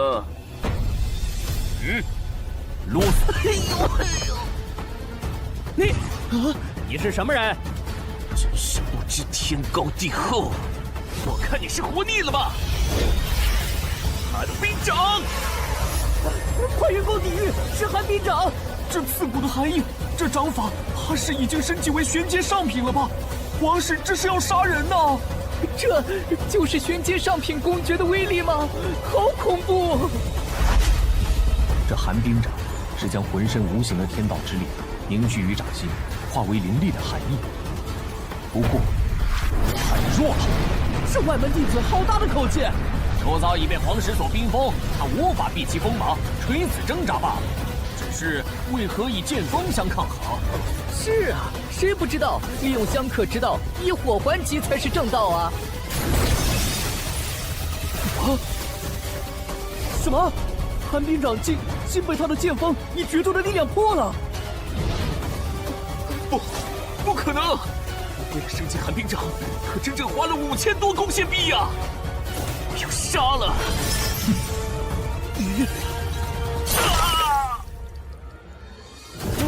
黄师兄，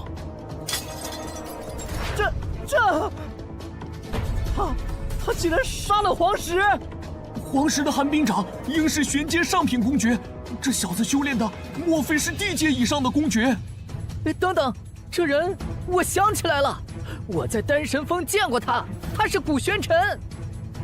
古玄尘，他就是那个贡献出天阶公爵而加入天元阁的世俗之人。古公子你好，请问你是要兑换多少贡献值？挑战9名真水的守山神兵，需要多少贡献值？什么？这古玄尘竟要挑战9名真水的守山神兵？我承认他很厉害，但未免也太胆大包天了吧？是啊，就连我们天元榜上实力排行前8的天剑师兄都不曾去挑战过。关键是他当真有那么多资源去兑换贡献值吗？够，还是不够？够，马上为您兑换。快看，9名真水的守山神令居然亮了！莫非是有人要去挑战9名真水的守山神兵？哎，真的是谁啊？这么不怕死啊？我知道，我刚刚从三圣堂出来，他叫古玄尘，是最近贡献了天阶公爵才加入宗门的。这就是9名真水的挑战地，倒是和我想的不一样嘛！怎的这般平静，竟也不见什么守山神兵的影子，没意思。我不是怕了你不成？哼，平静，怕是未必吧？快快速速现身受死！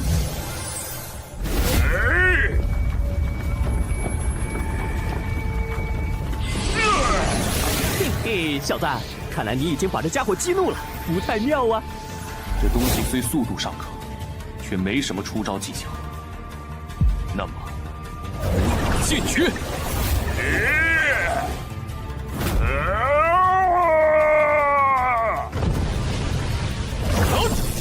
本座就不奉陪了。唉，没劲儿，没劲儿，这守山神兵不过如此。不对，没死，倒是个难缠的家伙。不过，原来如此，这家伙不会是在学你吧？看这模样和气势，倒有几分相像。很好，本座竟不知，现如今什么东西都可以这样放肆，与本座相较，你也配？呀！啊！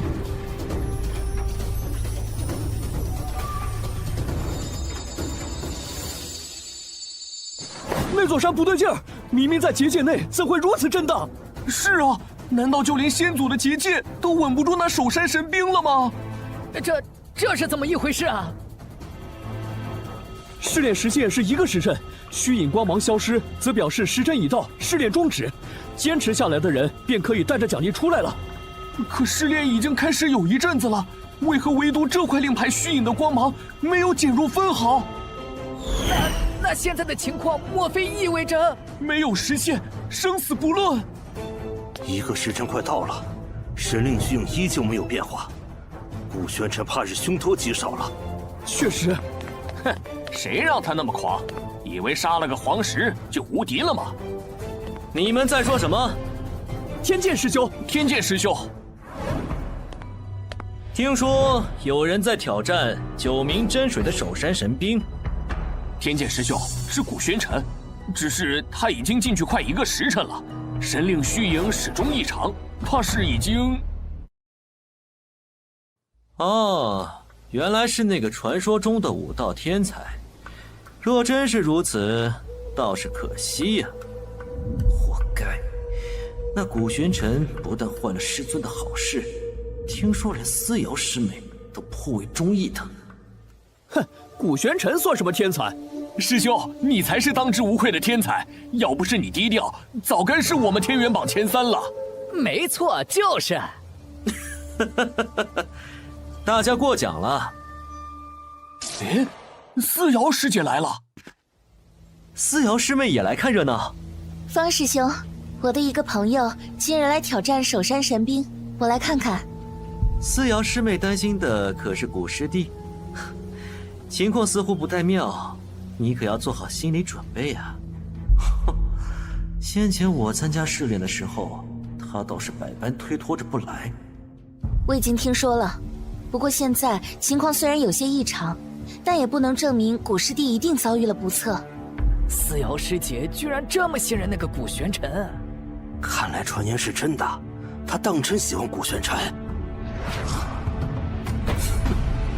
好啊，我倒是对这个古玄尘有些兴趣了。若是他能活着出来，那么伤好之后，我也要和他好好切磋一番。天剑师兄不是要参加南域神会，何必在此处浪费时间？无妨，反正也不差这一时半会儿。今日我就看看他究竟有多大的能耐。方才，本座分明就快要解决了那守山神兵，这星辰天机图何故要多此一举，让本座进到这里面来？星辰天机图内的一切又都消失了，这场景如同先前吸收了九幽天火一般。等等，莫非星辰天机图是想吸纳守山神兵？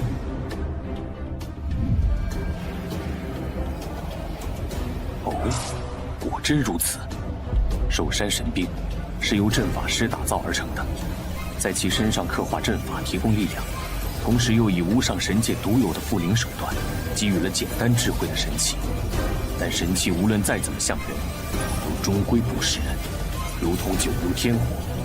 这守山神兵在星辰天机图这里，不过是可以提供力量的死物。如此看来，他被吸纳也不让人意外了。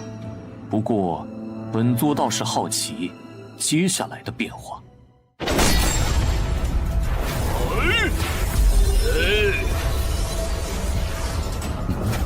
竟突然显现出了天道符文，这些符文随时都在变化成各种不同的组合，就像是演化着某种玄妙天道奥义。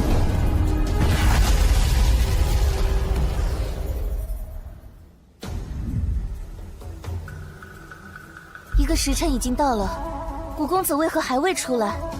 思瑶师妹，时辰已经到了，依我看，这古玄尘怕是出不来了。我去找牛峰主。听说有弟子还没出来。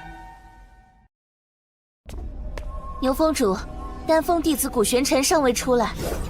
自先祖设下结界以来，从未出现过这种情况。若里头的阵法运转出了问题，可就糟了。不过幸好先祖还留下了启阵阵盘，助我开启结界。是。喂，这世道也未免太不公平了吧？你这家伙的灵魂之力本就逆天，刚从星辰天机图内出来，居然又更强了。方才在星辰天机图内，本座的法相似乎有了变化。若不是时间有限，还要取九冥真水，本座定要好好再感悟一番。哼，抗议！那是。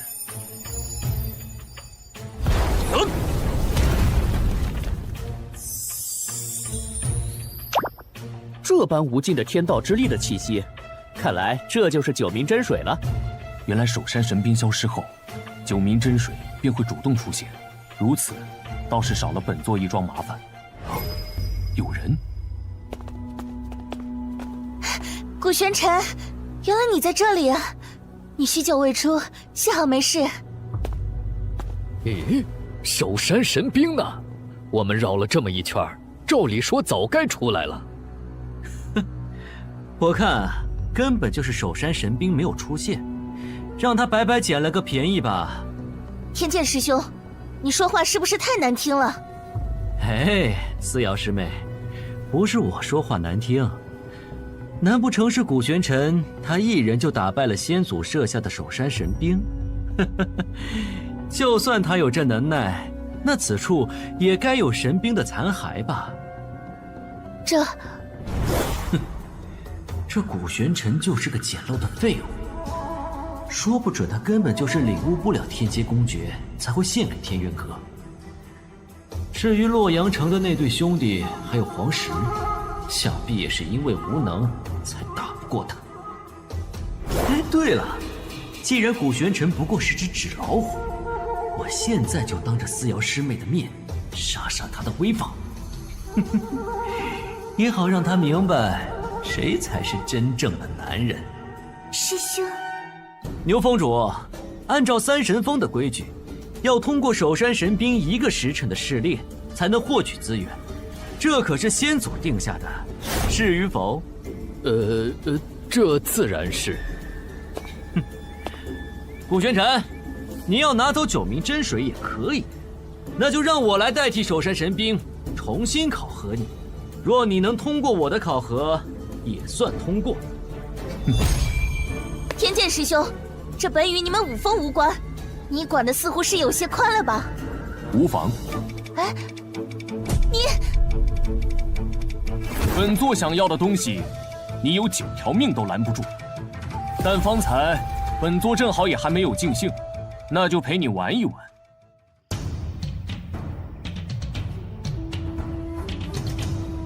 听说是守山神兵没有出现，天剑师兄便提出要亲自加试一场。难怪古玄尘在里面待了那么久还好好的，遇到天剑师兄，我看他还怎么狂。古玄尘，既然我是代替守山神兵来考核你，我自当是要全力以赴的。当然，你要是现在怕了，认输求饶也还来得及。废话真多，开始吧。蠢货，要的就是你这句话。大家听着，在这场考核中，若有死伤，后果自负。是风云13式，这可是书中所在的正宗绝技之一。这不废话吗？天剑师兄也是挑战过首山神兵，好不容易拿下这本公诀的。没错，听说齐峰主为此还奖赏给他8星追风剑。闭嘴，好好看，目睹风云13式的机会可不多。这方天剑果真是个天才呀！这风云13式，没想到方天剑竟已经这般纯熟了。哼，想不催动精神法相就与我交手，你也太狂妄了吧！顾玄尘，现在你就是我的笼中之物，将你千刀万剐，让思瑶师妹对我刮目相看。就这，简直不堪一击！什么？哦？啊！不好，这是什么情况？天剑师兄的风云13式居然如此不堪一击！不愧是古公子，这怎么可能？这个顾玄尘竟然害得我在思瑶师妹和众师弟面前这么丢脸！你们懂什么？一定是天剑师兄心软，有所克制。他可是天元阁的天才之一啊！有道理，毕竟古玄尘是思瑶师姐的师弟，天剑师兄自然要爱屋及乌。顾玄尘，方才我不过是想探探你的底，不过接下来我可要认真了。哼！发誓！天剑师兄祭出金身法相了！顾玄尘，现在就去死吧！本座以为你有什么底牌呢？原来是特地来送死的！什么？这是九幽天火，可古玄尘一个入门半月的新弟子怎会使？天剑师兄是天才，他若能打败天剑师兄，便是天才中的天才。半月能练出，倒也不足为奇了。九幽天火，乃是冥界精华凝聚而成的天火，虽对灵魂有着比其他天火更强的克制力。但若对手的实力足够强横，一力压制，倒也能够强行冲出来。可现在，天剑师兄明显已经开始力不从心了。可恶！我本想祭出法相，叫他灰飞烟灭，居然反被他困住。若此时突破，我为了南域神会苦练震天诀多年，不得不压制境界不突破的努力就功亏一篑了。可一旦法相受损，我也非同小可。哎，天剑师兄，这是要突破！若不借助突破境界时的天道力，引导金身法相回归本体，天界的金身法相便会被古玄尘的九幽天火所炼化。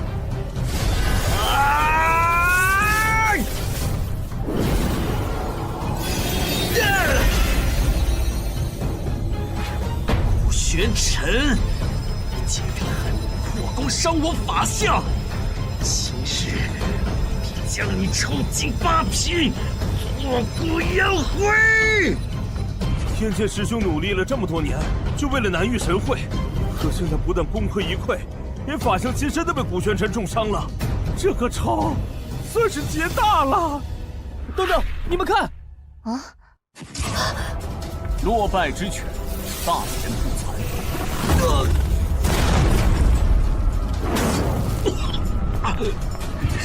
什么东西这么快？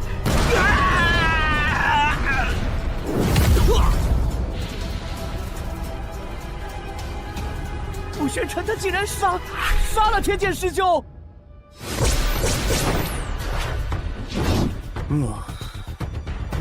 是你杀了天剑，是本座又如何？哼，好一个古玄尘！你这小子简直是狂妄至极！武神峰弟子听令，且慢！滚开！把这古玄尘速速拿下！师尊，今日本座也乏了，还有多少人一起上，免得本座再多费功夫。好一个嚣张的小子，竟敢这般将武神峰不放在眼里，为天剑师兄报仇！这什么东西？啊！什么？是他。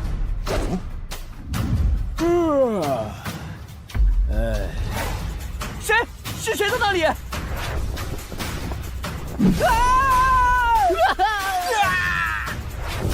让不让人好好午睡了？老头儿，我正梦见得了一坛上好的佳酿呢。哼！哟呵，还搞偷袭！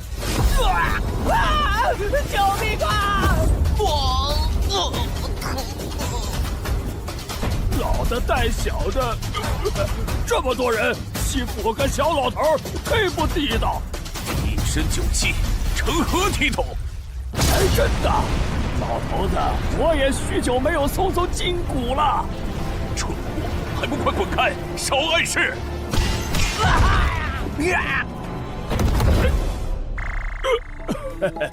果然，好酒打完架再喝更香啊！真让人火大。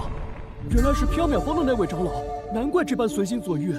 是啊，他竟出手了。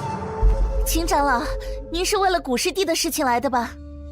这秦长老果然还同从前一般特立独行，不过没想到他竟颇为关心弟子，倒是一位好师傅。古什么古？好小子，原来你在这里呀！上次的好酒早喝完了，赶紧再给老头子我弄些来。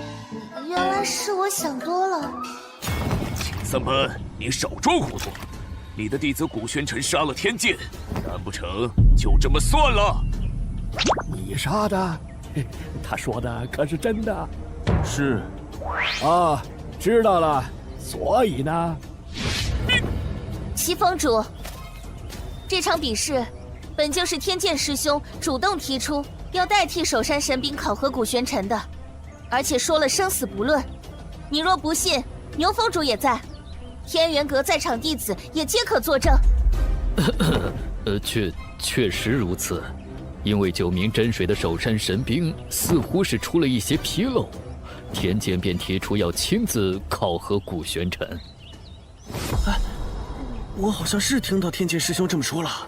我也是，不过谁能想到他真的打不过这小子？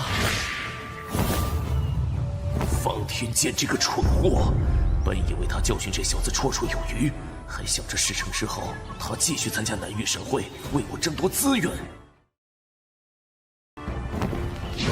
师尊放心，不过是个不知天高地厚的臭小子，就交给我了。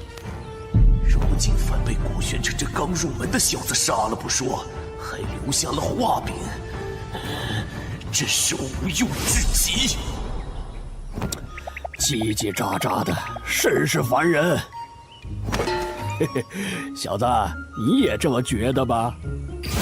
好酒不等人，嘿嘿，老头子，我可不陪你们这些人耍了。哎，师尊，他们怎么走了？一群没用的东西，闭嘴！走。齐峰主，武神峰愿赌服输，果真一诺千金。好个古玄尘，好一个丹神峰，走着瞧。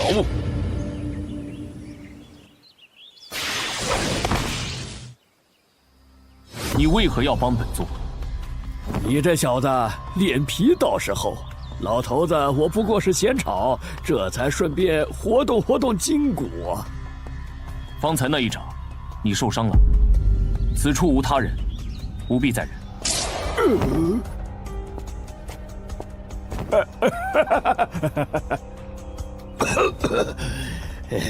许久不活动筋骨，没想到那老东西又长进了几分。说来，你小子是什么时候看出来的？你本不必插手，武神峰的人，本座从未放在眼里。老头子，我向来不喜欢管闲事儿，但小子，你这脾性颇合我的胃口，我便提醒你一句：今日你实在不该如此锋芒毕露。毕竟，你若死了，老头子我可喝不上那般好酒了。嘿嘿，先前那坛才不过刚尝出些滋味便没了，可还有啊？啰嗦！哦，你这伤，忌酒3日。这小子！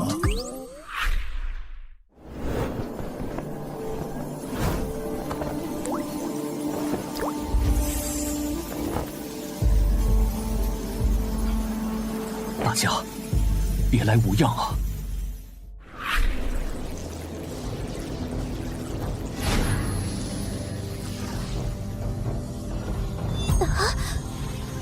我的身体，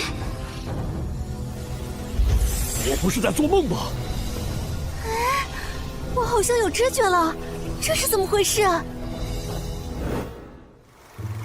所以，天元，你的意思是，我们现在是在古公子的小世界，是小萌将我们的元神收集了起来。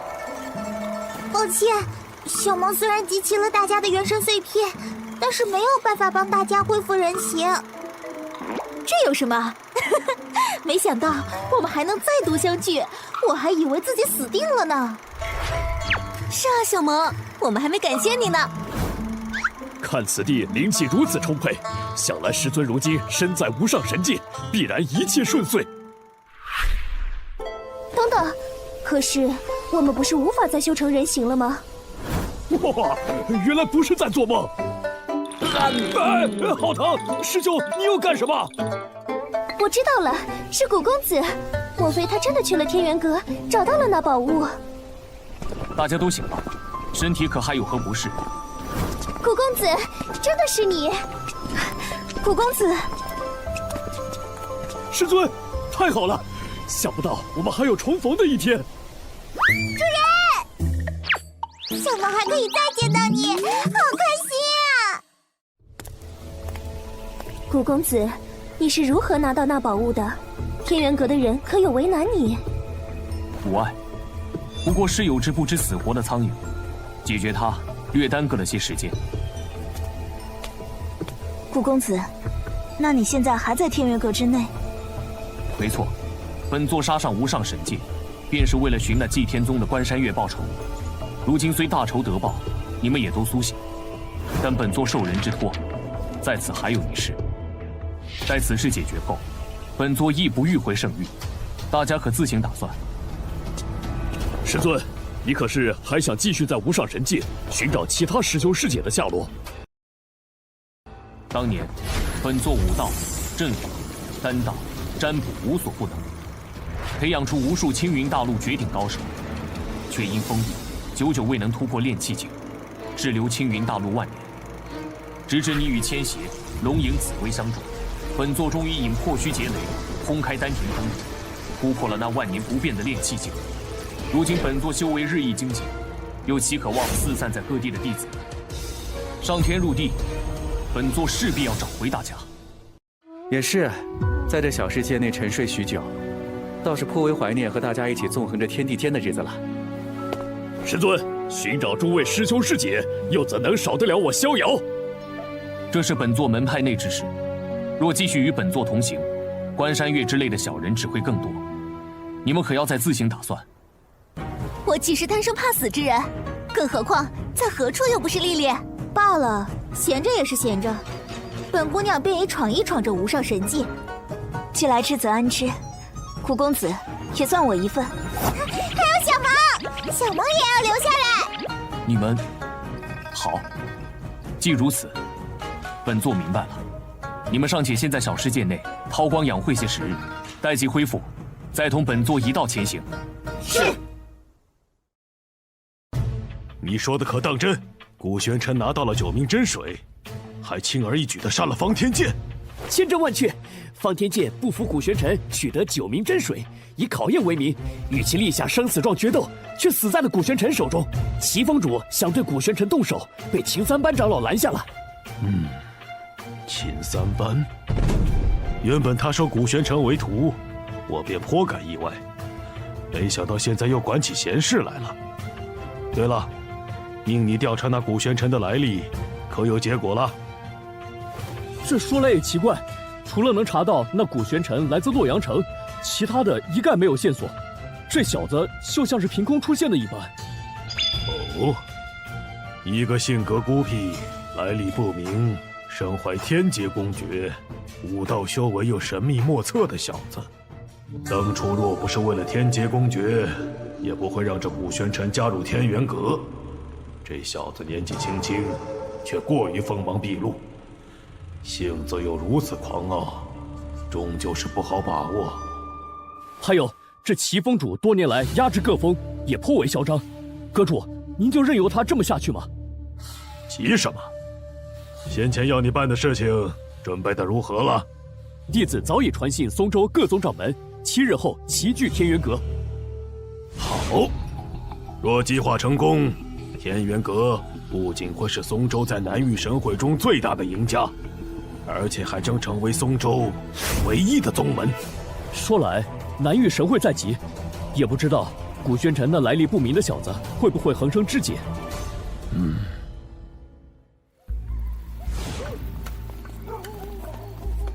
哎呀，你楚宗门荒山罢了，有何好夜夜巡视的？我看就是折腾我们。哎，困死了，赶紧吧，巡完也好交差。哎，哦，那是什么？今日你杀了祁连空的徒弟方天剑，可说来奇怪，那祁连空睚眦必报，难不成他当真就此放弃了？放弃？本座倒并不觉得。喂，那你不回丹神峰，莫不是在这守株待兔吧？与其时时提防躲在暗处的老鼠，倒不如给他个机会送上门来。哼，来了。哦，原来这老鼠还送来了些替死鬼。发生了什么？这动静为何这么大？天罡阵！以一敌七不说，这可是咱们天元阁用于绞杀叛门之徒的阵法。这小子是谁啊？为何会惹上这奇人？这阵法太恐怖了！师兄，这天罡阵很强吗？严格来说，是很可怕。此阵法一旦形成，7个摄阵者会发动密集攻势，其配合堪称天衣无缝，让人难以专心破阵。且阵心也会随机在其人身上转移，速度极快，且有置换之力。被困者抵抗高压攻势、寻找破绽的精神力越强，天罡阵阵心对其产生的置换之力便也越强。而待其摄阵其人，在天罡阵的加持下，将所有力量凝聚至致命一击。古玄尘，纵你天赋再强，面对我们7人的围攻，也是死无葬身之地。聒噪！是古玄尘，那个以天劫公爵破格进入天元阁的世俗中人，还大胜了武道天才方天剑的古玄尘。那又如何？天罡阵的最佳破局之法，便是在其未形成之际破局。事到如今，他的力量绝对不可能。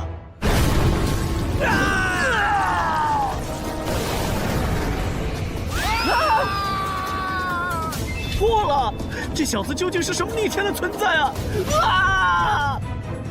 你终于露面了，刚好，本座的耐心也就到此为止了。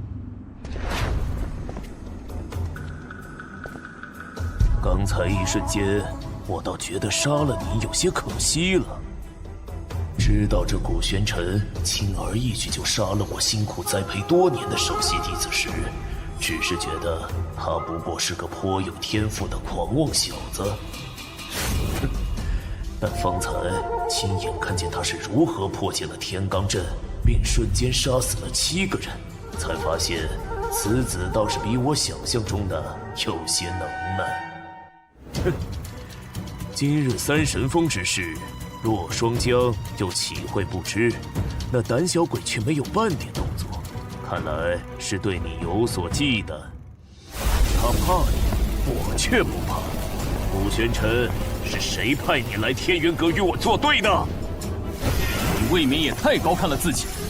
本座之事，岂是你这种蝼蚁鼠辈配知道的？哼！死到临头还如此狂妄，现在可没有秦三班护着你。法相，如何？现在老夫可配？不知死活的蝼蚁，竟敢在本座面前放肆！该死！哼！哎！顾玄尘，你以为我不知道这是超凡诀吗？龙形的剑光的确少见，但遇到我，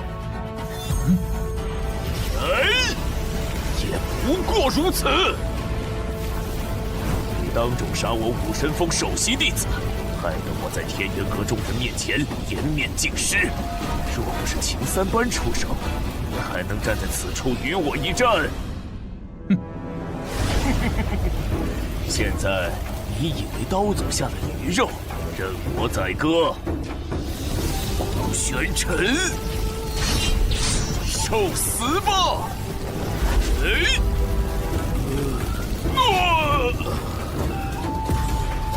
什么？为什么我的法相突然不受控制？就好像有股极盛的力量在他体内横冲直撞，汹涌欲出。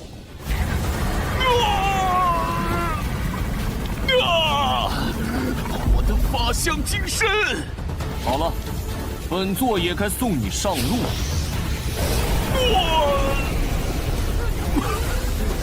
这不可能！我怎么会输？怎么会输给一个来历不明的毛头小子？不！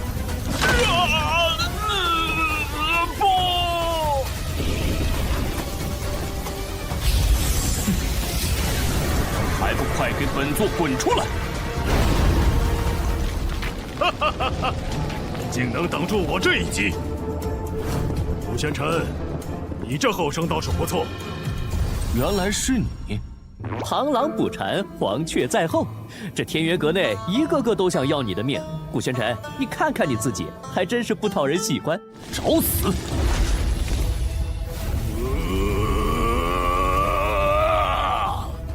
即便是在星辰天机图内，都可以感受到这洛双江此刻浑身溢散而出的压迫气息。可先前为何不曾觉得？等等，这是六臂力神法相，这是变异法相。金身法相通常凝聚出来的都是与本体相近的法相，但对于一些对天道有着独到领悟的人，又或者说他们在凝聚金身法相的时候得到什么重大机缘，那么就会有一定几率凝聚出带有某些特殊能力的金身法相。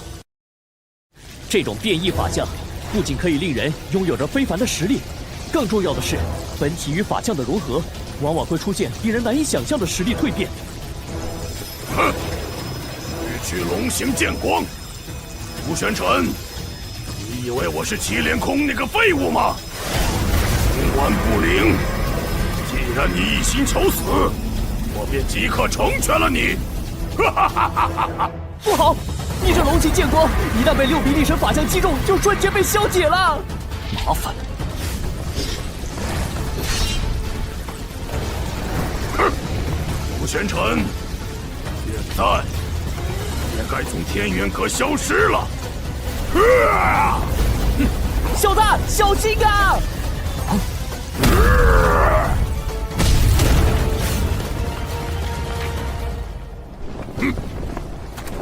阁主，这顾玄尘已死，需不需要弟子处理下此处痕迹？不必。丹峰弟子顾玄尘与武神峰峰主祁连空两败俱伤，于此处同归于尽，明白了吗？是。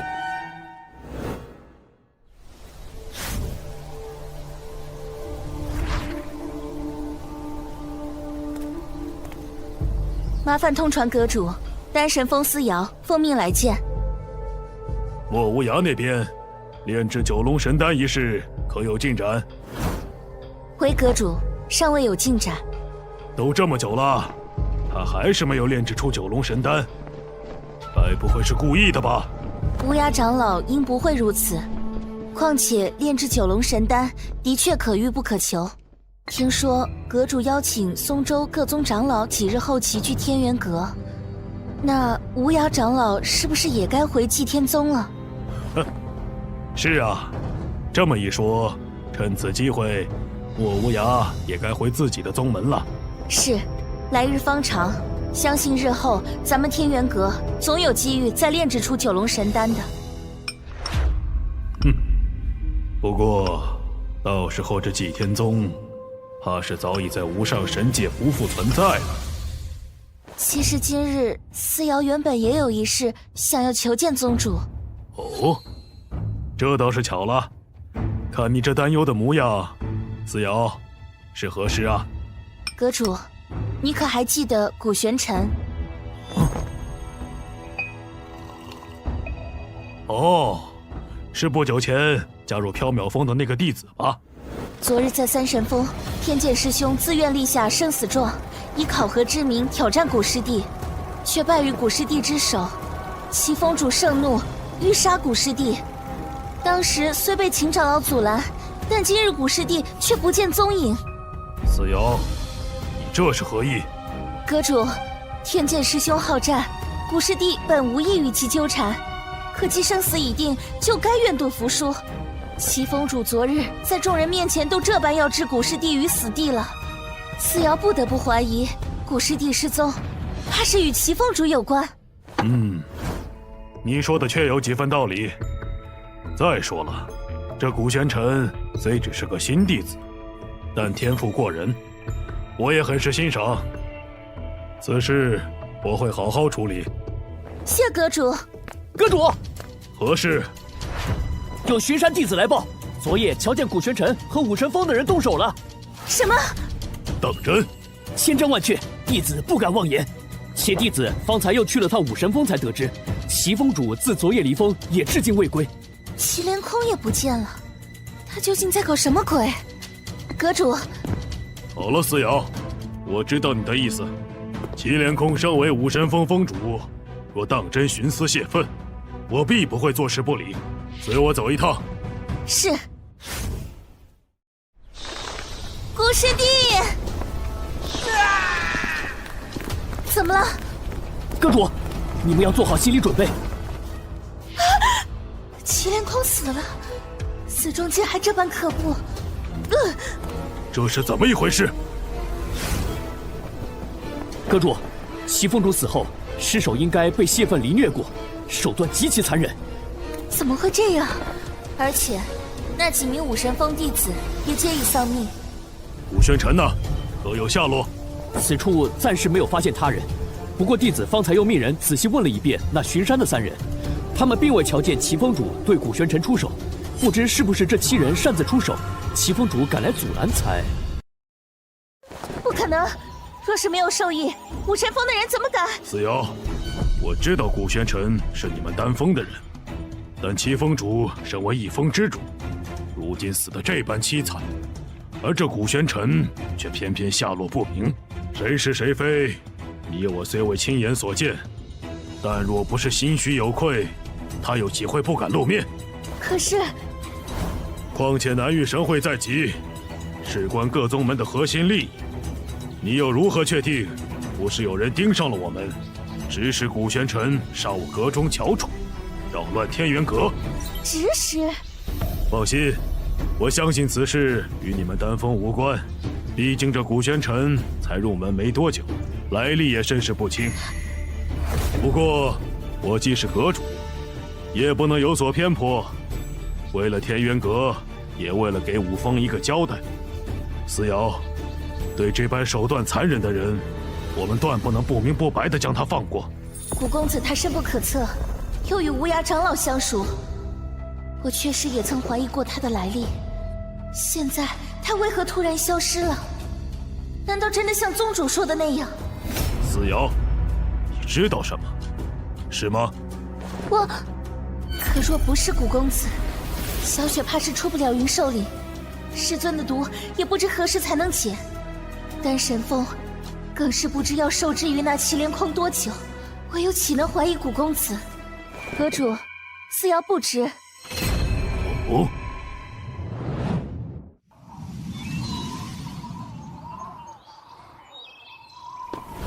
阁主，弟子不明白，古玄尘已死，您为何还要命人那样处理祁连空的尸体，还演戏给他看？更何况，您信着思瑶所说的吗？哼，你觉得呢？在此处守夜的人，可发现有何异动？并无。其实他说的是真是假，倒并不是最重要的。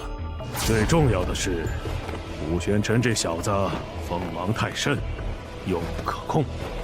哼，倒是得感谢祁连空这个蠢货，易怒无脑。这望烟峰深不见底，早年间接二连三坠崖的弟子长老，皆生不见人，死不见尸，此地才荒废为荒山。他又中了我法相一击，都这么久了，这古玄尘绝无生还可能。哈哈哈哈哈！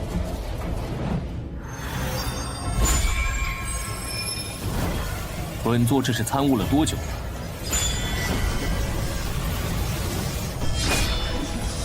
哦，哼，原来如此。没想到本座竟从落霜江变异法相的天道之力中，参悟出了当初那守山神兵捶打出的符文所含的天道。先前在星辰天机图之内，本座所见的，原来是这样。小子，那落霜江怕是在他先师的教导下，花上了数月才悟得变异法相中的天道。你竟在坠崖之际触类旁通，才短短几日就悟得了。哈哈，落霜江本想以他的变异法相杀你，没想到阴差阳错之下，竟助你参悟。若他知道了，怕是胡子都要气歪。哼，让他多活些许时日，已是本座的恩赐，而今日，他的死期也该到了。感谢诸位，为了我们松州的未来，不远万里齐聚我天元阁。南域神会是整个南域修炼界最大的盛会，听闻其余各州的实力又比往年增进了不少，我们松州必须更加谨慎应对。因此，在这届神会正式开始前，我天元阁除了对本阁弟子进行多番试炼，也决定邀请各位宗主长老携参赛弟子前来我天元阁切磋学习。如雪呢？哎，莫师姐刚才还在这儿。这天元阁内不见古公子的身影，也不知道他和爷爷怎么样了。哟，这不是祭天宗的莫如雪吗？啊？你不和祭天宗的人在一起，独自一人在此处干什么？难不成有什么不可告人的目的？是那日随祁连空来带走爷爷的天元阁弟子，如今我在天元阁不宜招惹是非。喂，莫如雪，你敢无视我，找死！是谁？今日天元阁邀请各宗门前来，来者皆是客，不得无礼。哼，你们丹神峰也配来管武神峰的事？我是管不着，但若阁主知道你在此生事，你可担得起此责？你，哼！多谢姑娘出手相助。莫姑娘不必多礼，请问莫姑娘的爷爷可是祭天宗无涯长老？你是？莫姑娘放心，我是天元阁丹神峰弟子思瑶，师尊正是丹神峰峰主，与无涯长老有些故交。如今武神峰峰主祁连空已死，我奉阁主之命，正准备带你去见无涯长老。太好了，我可以去见爷爷。对了，可方便问问祁连空是如何死的？还有，思瑶姑娘认识一位叫古玄尘的人吗？古玄尘，这事说来话长，莫姑娘先随我去见无涯长老吧。啊，好。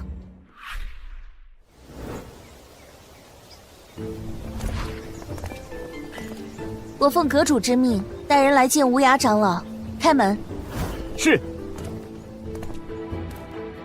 爷爷呢？不在，这是怎么一回事？哼，不好！喂，你们在干什么？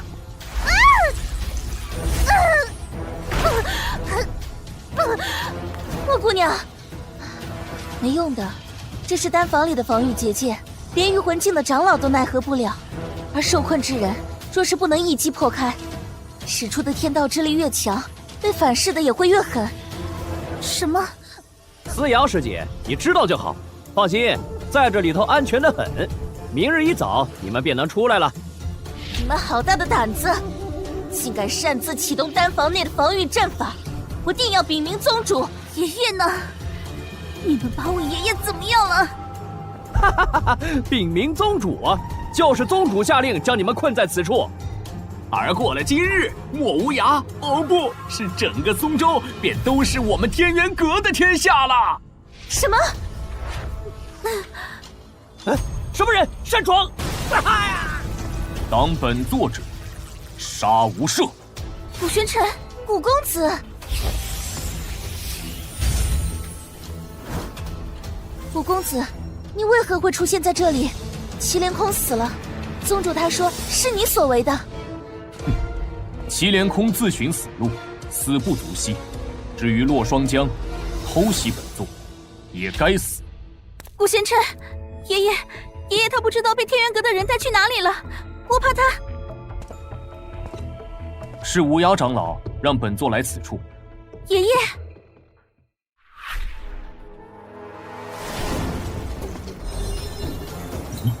是思瑶先前给本座与无涯长老联络的那张符。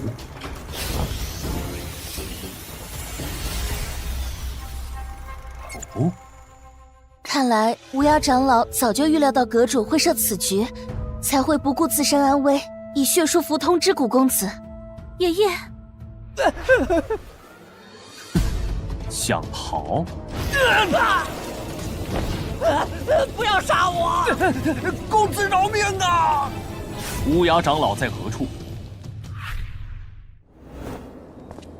弟子在附近寻过了，并没有莫师姐的踪迹。唉，这孩子，怎么？是不是出什么事了？是如雪不见了。什么时候的事情？有一会儿了。不过宗主不必太过担心，光天化日的，应该不会出什么大事。这孩子想必是去打听无涯长老的所在了，我再让人去找找。怕是没那么简单。另外，老夫还有一事要宣布，此事与祭天宗有关。洛双江这是要耍什么花招？还望姬宗主给点个头。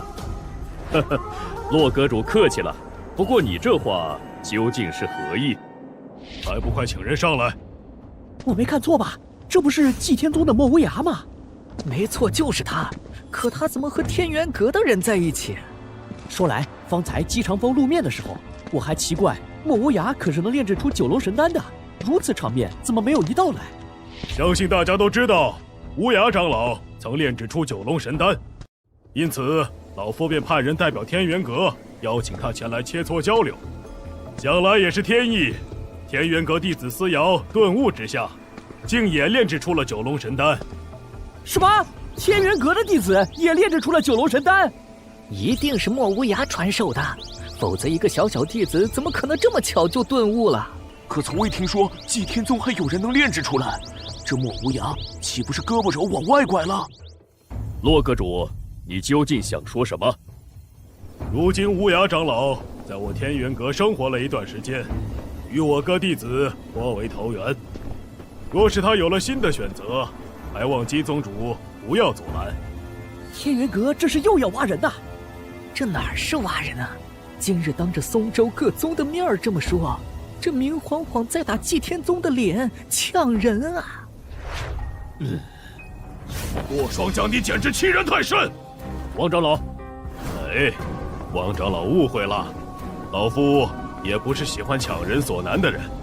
这样吧，何不亲耳听听无涯长老怎么说？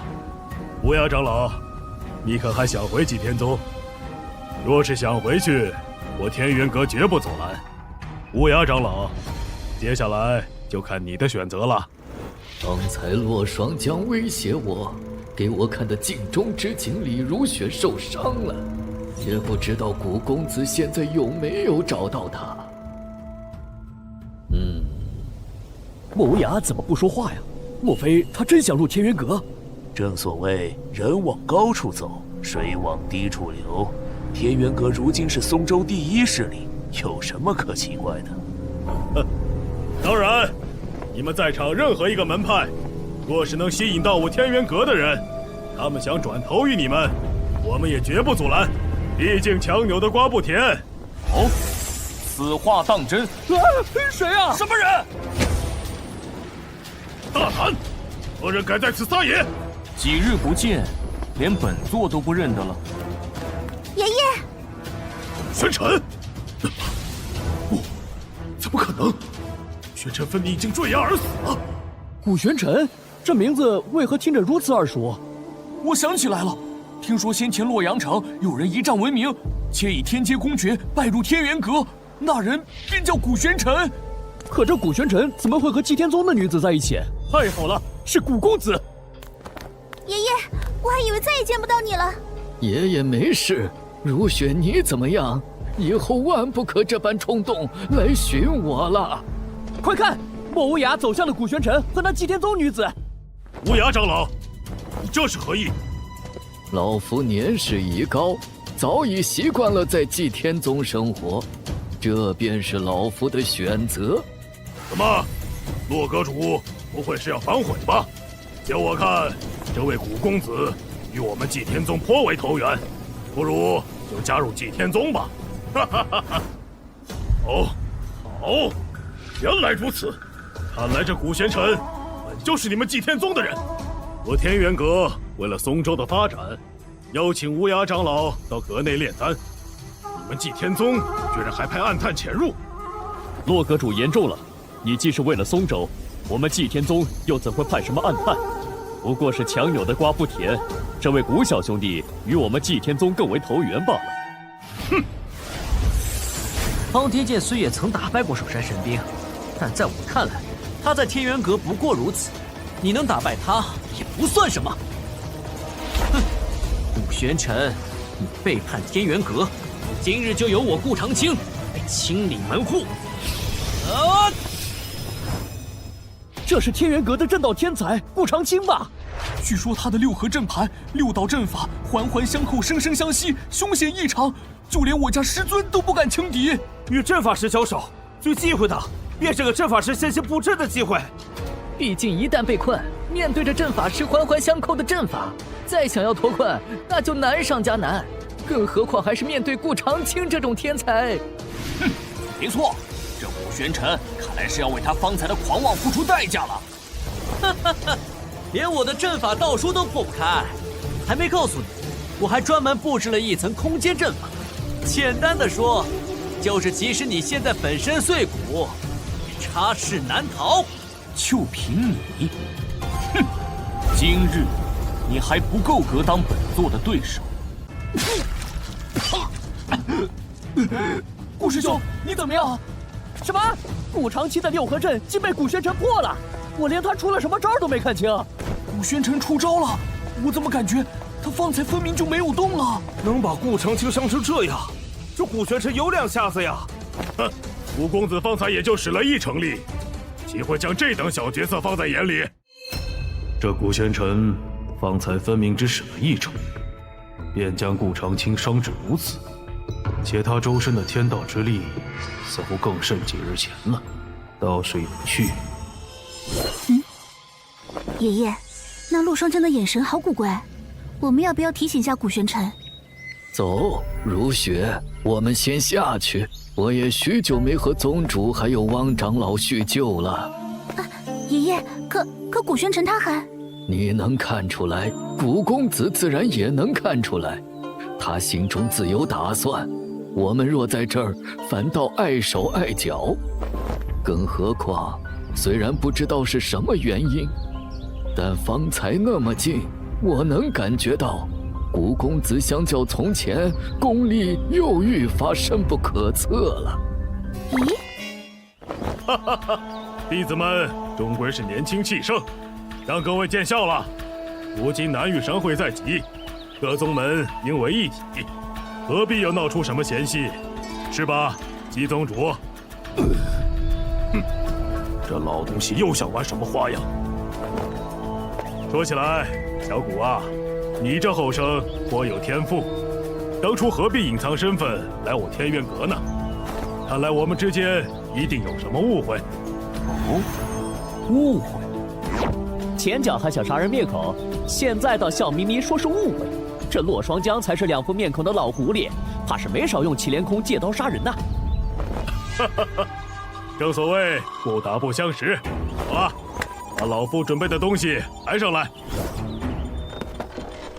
那是什么？不知道啊，看着很沉。打开。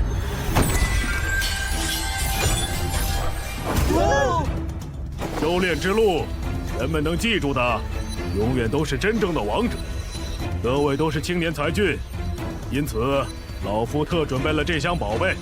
今日既是切磋，亦是选拔，意在选出最优秀的弟子，激励其令我们松州这次问鼎神会之冠。至于选拔规矩，很简单，抽签2-2对决。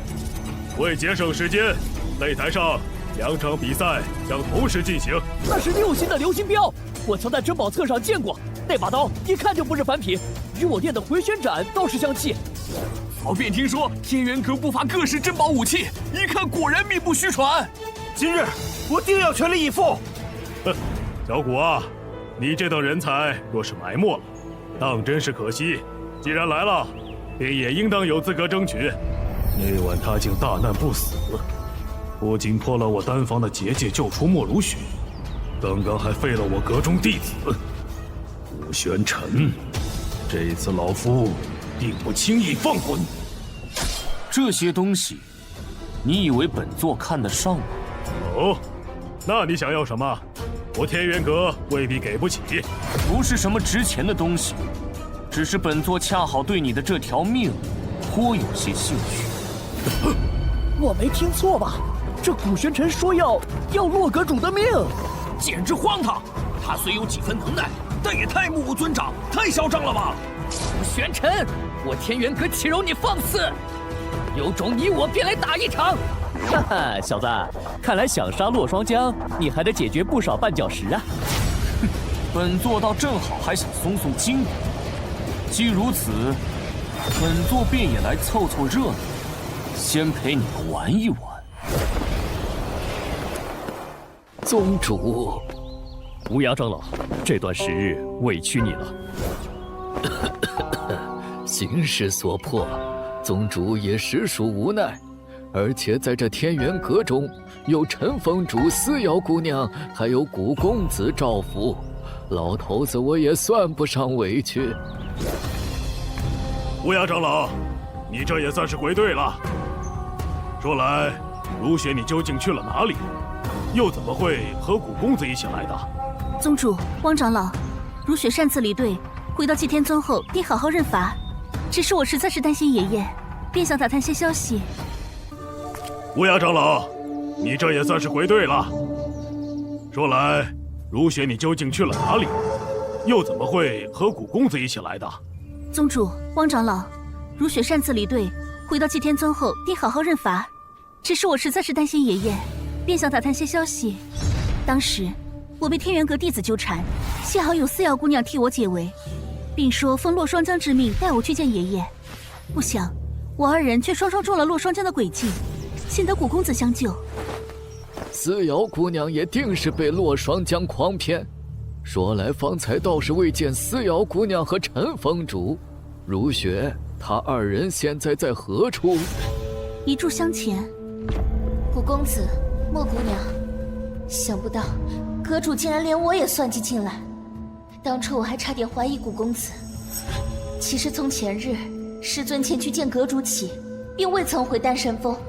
如今师妹小雪又还在闭门思过，我实在是担心。后来思瑶姑娘便自行离开了，说要去找师妹和陈风主。但愿他二人无事。本场对决：祭天宗对忘忧谷，天元阁对无双殿。吴公子这是真要参赛了，那洛双江定是心怀不轨。乌鸦长老，你如何看古公子此举？古公子一向是明知山有虎，偏向虎山行，倒也不让老头子我意外了。是啊，傅玄尘，保住你的小命！下一场，我可还要亲自替二位师弟报仇！我要让你死无葬身之地！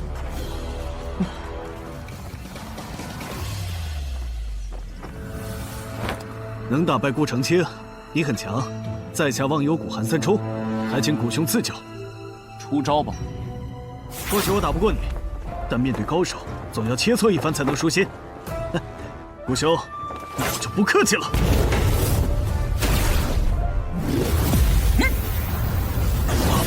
九幽天火！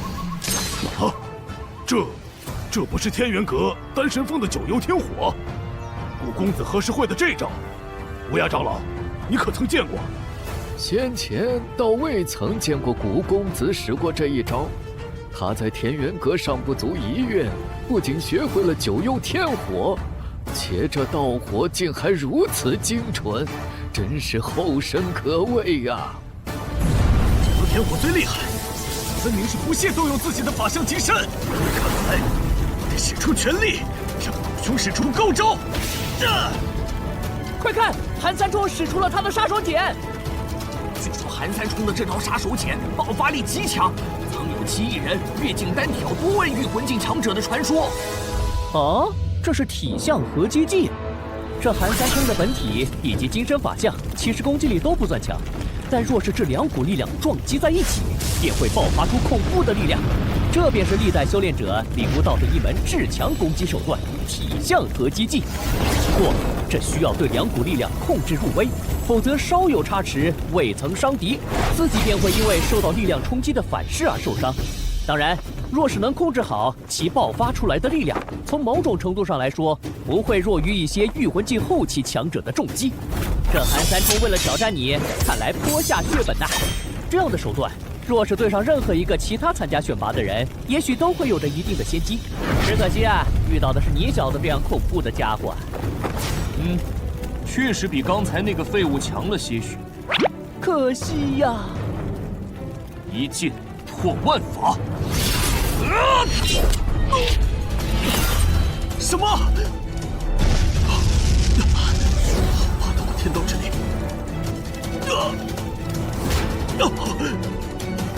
我韩三冲认输。多谢古兄手下留情。哪剑这么恐怖啊！或许旁人难以感受到那一剑蕴含的天道奥义，但我能感受到，他使出之后，整个天地仿佛只剩下那剑芒，仿佛那一剑可开天，可辟地。当时我的心里有一种错觉，我面对的不是一人一剑，而是一片天道，一片足以将我碾压成粉的天道。若不是古公子手下留情，方才我只怕瞬间就会粉身碎骨。你能看出来，倒是个聪明人。什么情况？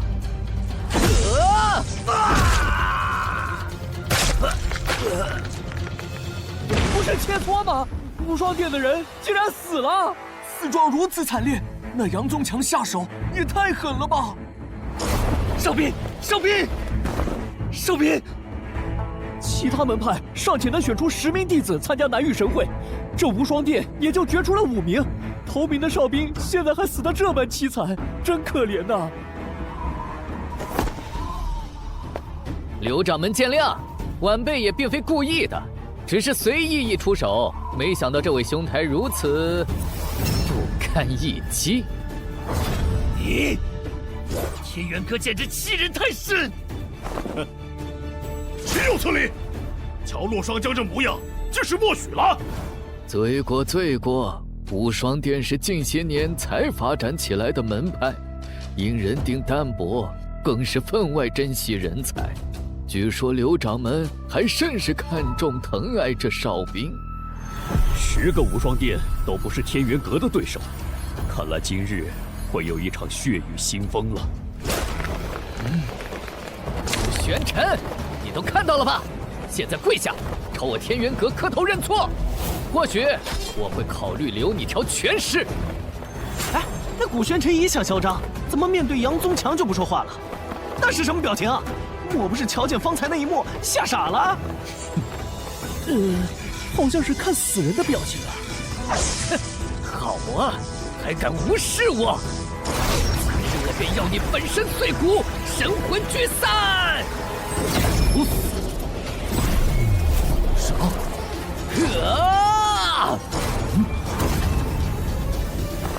这是什么情况？好刺眼！快看，古玄尘和杨宗强都不见了！我看到了，刚才那结界似乎变成了一个漩涡，他们好像被吸入了那漩涡之中。各位，应是结界暂时出现了故障，不过无需惊慌，稍等片刻就能恢复正常。大灵盘阵，宗主，你说什么？是天元阁的大灵盘阵。入阵交手者双方，除了要彼此对抗，还要防御住这阵本身无时无刻、无处不在的凶险，堪称九死一生。即便是不死，元气大伤也都算是最好的结果了。想来这洛双江本就明白杨宗强不是古公子的对手，竟暗自对结界动了手脚，借天元阁弟子的命引古公子入阵，以此来赌一把。什么？赌？爷爷，那古玄尘会有事吗？古公子却非寻常武修，倒是这大灵盘阵，最初由天元阁的开山先祖所创，而待及天元阁初为人知，因此阵不符名门正派之风，历届阁主不再使用，以致很多人并不知晓。但今日来的有各宗各门派的长者，见多识广，并非无人识得。这洛双江竟然毫不避讳地斩戮，加之方才纵容弟子那般虐杀，他这是在威胁我们所有人。是啊，人心不足蛇吞象，只可惜水满则溢。那是，好像有什么要冲破出来了。什么？爷爷，你们看！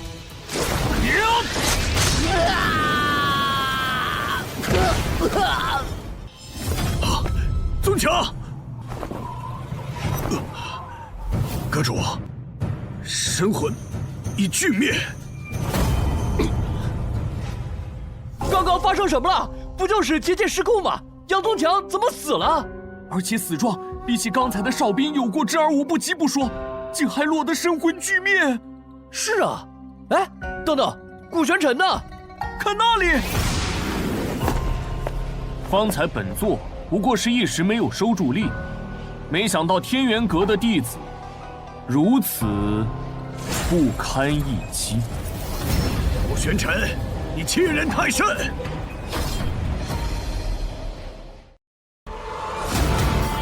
开局10个大帝都是我徒弟第4级，每周日更新。姬长风，你，哼！郑长老，年轻人之间的事情，我们这些做长辈的还是不要插手。哼，有这古玄尘撑腰，姬长风也敢叫嚣了。姬宗主说的也不无道理。方才无双会的哨兵不也是死在杨宗强的手上？哎，我看郑鼎方才那一拳远不及当初的祁连空，连我都能与其战个平手。你说宗主何故突然要上去替古公子挡着？宗主此举自有深意。那小子对少师兄痛下杀手，还极其嚣张，现在这下场也算是报应。天道好轮回啊！不过季长风如此为古玄尘出头，就不怕惹恼了天元阁？不，天元阁已经称霸松州许久，今日洛双江分明是想借所谓的切磋、选拔进一步试探，甚至直接击溃我们的底线。而现在，季长风其实是在向松州各宗门门派表明态度。可是季天宗沉默多年，何来如此破釜沉舟的底气？难道是因为眼前这个深不可测的年轻弟子吗？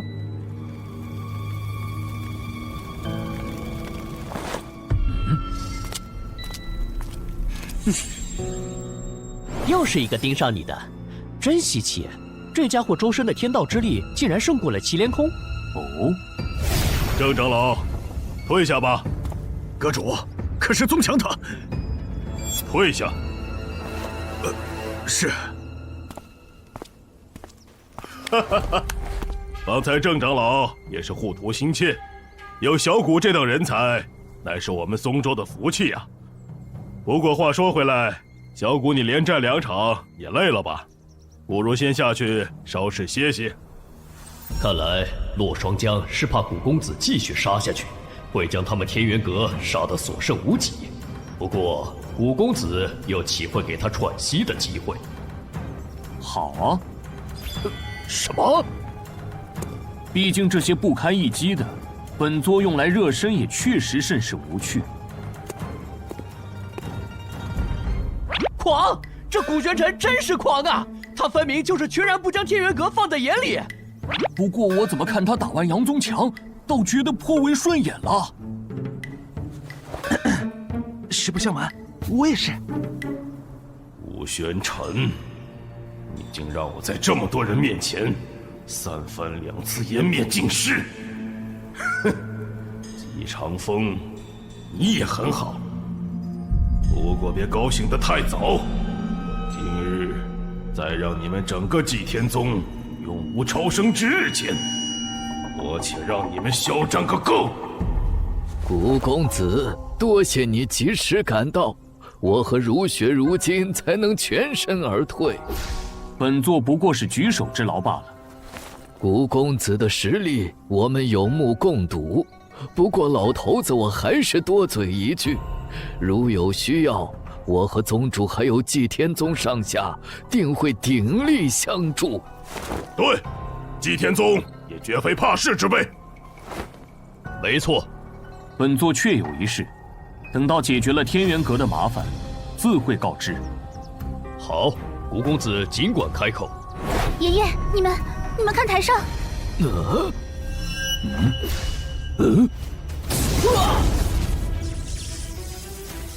不愧是天元阁弟子中的第一高手苦海，那枚绝命堂高手一招都没出完，直接就被震出了结界之外。好羡慕！若能与苦海较量一场，长长见识，我便是输也不枉此行。哎，这古玄尘真要对上苦海，怕是狂不起来了。苦海，我曾听思瑶姑娘提起过，她是洛双江的关门弟子。他仅以一战打破天元阁建阁以来弟子排行榜中榜首的记录，直至今日，无人可望其项背。苦海这个人我也早有耳闻，只是奇怪，此人如此厉害，关于他的事情传出来的却还没其他人多。苦海甚少出手，极为神秘，但曾有人猜测，在天元阁之内，他真正的实力仅次于洛双江一人之下。哼，难怪。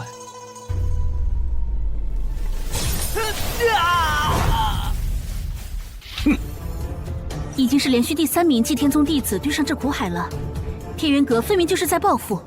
再这么下去，罗峰他就承受不住了。不好，他这是要杀了罗峰！啊，这个混蛋！古公子，古玄尘，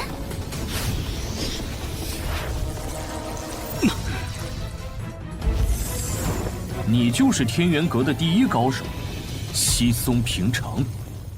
我承认这个古玄尘是很强没错，但他面对的可是苦海，这下古玄尘怕是嚣张不了多久了。唉，可惜了，好歹也是个午休天才。国师弟，他这是要挑战苦海。古玄尘，我们终于交手了。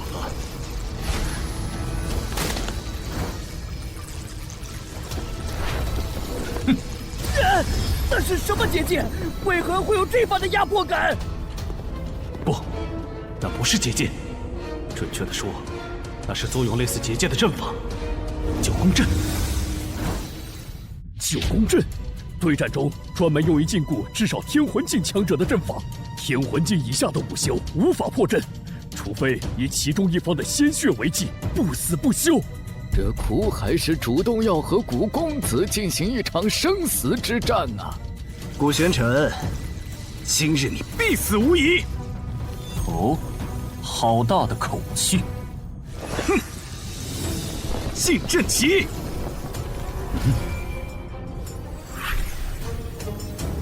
什么？苦海竟然使用了禁阵旗！禁阵旗，那是什么？众所周知，阵法乃是借天地之力而成，一旦天地之力紊乱，便无法成阵。而禁阵旗是一种特殊的存在，本身并没有什么攻击力，但却能在一定程度上搅乱一个空间中的天地之力。哦，这个听起来很厉害的样子。那是自然啦。不过这并不是说有了禁阵旗就不惧一切阵法了，因为一旦阵法形成了，禁阵旗也无法再超过阵法的力量去破坏原本的天地之力。这也是为何禁阵旗落下后，原本的阵法空间依然不受任何影响的原因。但接下来对方若还想要再在禁阵旗的空间中布置阵法，就是不可能之事了。原来如此，古玄尘，我知你洛阳城一战闻名，更知当初与你同进天元阁那女人之所以能破格入门，是因其阵法了得。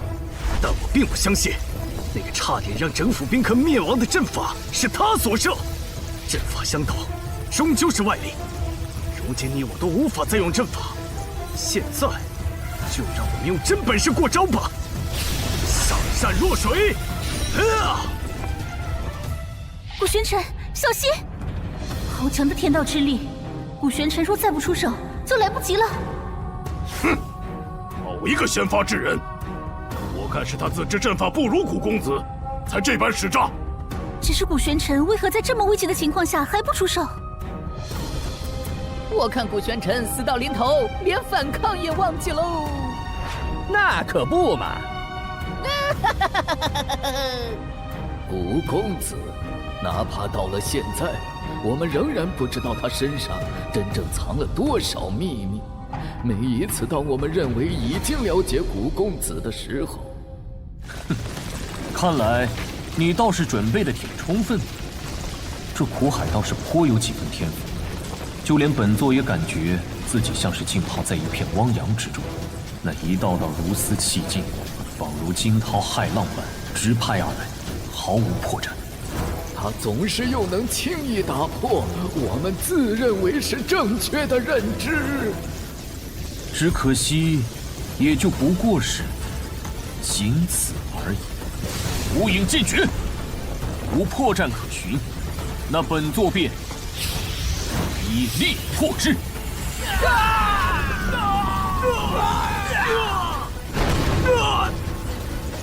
什么？那无影剑诀难不成是什么天劫功法？竟然破了苦海的绝招上善若水？天劫倒不至于，无影剑诀不过是我们祭天宗的黄阶功法。就是，普普通通啊。太好了，我方才的担忧是多余的。古玄尘那家伙果然很厉害。无影剑诀？怎么可能？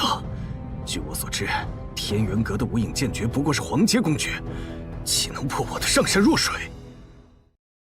看来古玄尘这小子的天赋绝不在我之下。好啊，好啊！哈哈哈！原本我以为只有到了南域神会，我才会动用金身法相。你令我有些意外，古玄尘，能逼出我的金身法相，这是你的荣耀。变异法相，白眼力神。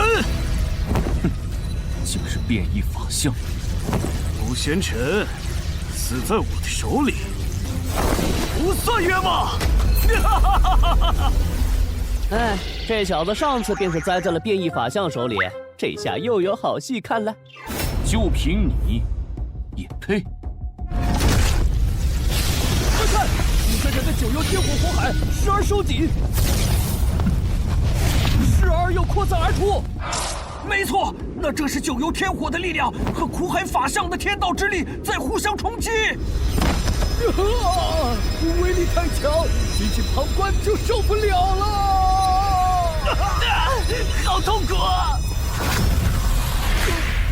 好霸道的两股天道之力，竟开始透不过气。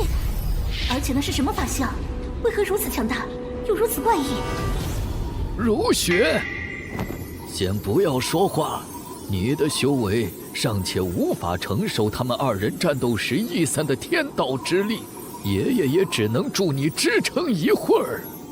爷爷，那个法相究竟是怎么回事？为何如此恐怖？没想到这个苦海居然已经练成了变异法相，而且还是白眼力神。相传，白眼力神乃是人类与异族通婚所生。从生下来就无头多眼，他虽从小受尽两族歧视，但在修炼上却有着得天独厚的天赋，一路披荆斩棘，最终踏上了神界巅峰。古玄尘，你想不到吧？我的关门弟子苦海也有变异法相，而且他天赋极佳。当初连我也着实一惊。哼，我虽不知你当初是怎么死而复生的，但这次我定要亲眼看着你神魂俱碎。古玄尘，现在是时候结束这场战斗了。古玄尘，不！公子要输了！坏了！好可怕的一击！这年轻人可惜了。本座的命，天地尚且奈何不得，尔等无己，竟也敢！什么？为什么我突然感受到有无尽的威压，劈天盖地的席卷而来，仿佛将我的每一寸血肉都吞噬殆尽。大人不残，变异法相。星辰天机！什么？爷爷，古玄尘他这是星辰天机图，没想到古公子他竟然练成了星辰天机变异法相。啊！星辰天机图不是号称无上神界4大神物之一吗？竟还有人能修成星辰天机变异法相！我想起来了，3个月前。我在洞中闭关之际，便感受到凤凰岭方向处有星辰天机图那强劲的天道之力波动，可待经我寻去，却已遍寻不得。莫非这古玄尘当时就在凤凰岭，在星辰天机图现世之时，正好凝聚金针法相，因受其影响，才悟得这星辰天机变异法相。掌门，上一次星辰天机图现世，引动天地异象才多久？这古玄尘的修炼速度也太恐怖了吧！你觉得他恐怖的只是修炼速度吗？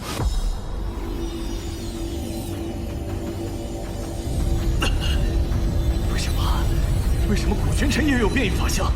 其他这法相之力对我的法相有着绝对的天然压制，竟让我生出一种想要跪拜的冲动。古玄尘的变异法相尚未真正出手，竟就有如此威压，莫非他才是无上神界中天才中的天才？闭嘴！师尊曾说过，变异法相1000年才出一人，自入师门我便从无败绩。古玄尘，你凭什么？开局10个大帝都是我徒弟第4级，每周日更新。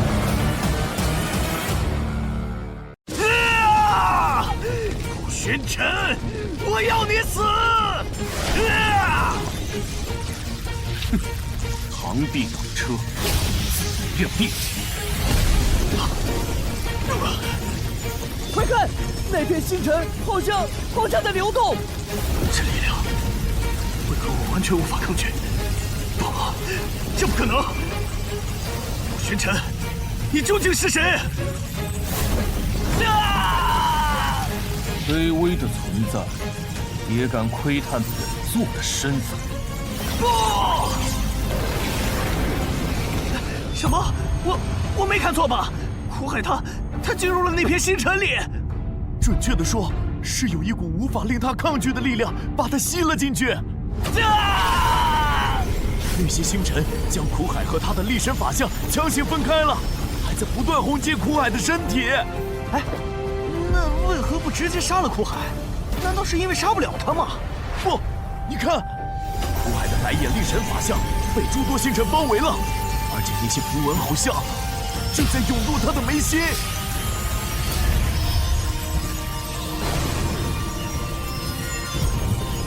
为何这法相似乎与本座有一种心神相连的感觉？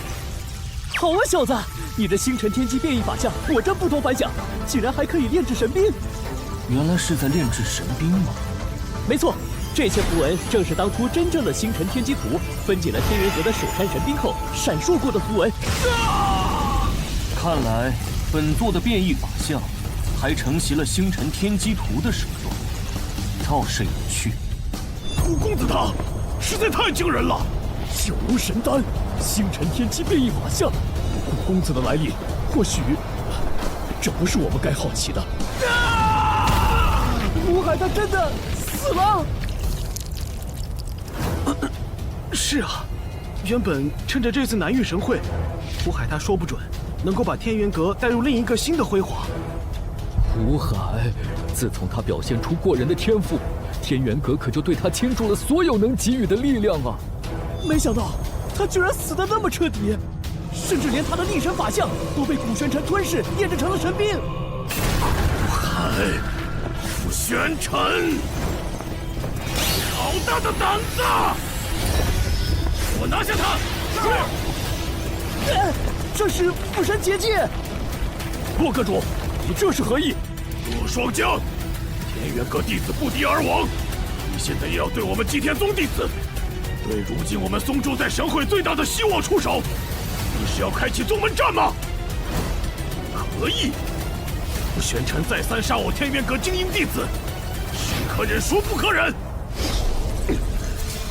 想不到这古玄尘竟然还拥有星辰天机变异法相，何惧他被我打落下悬崖？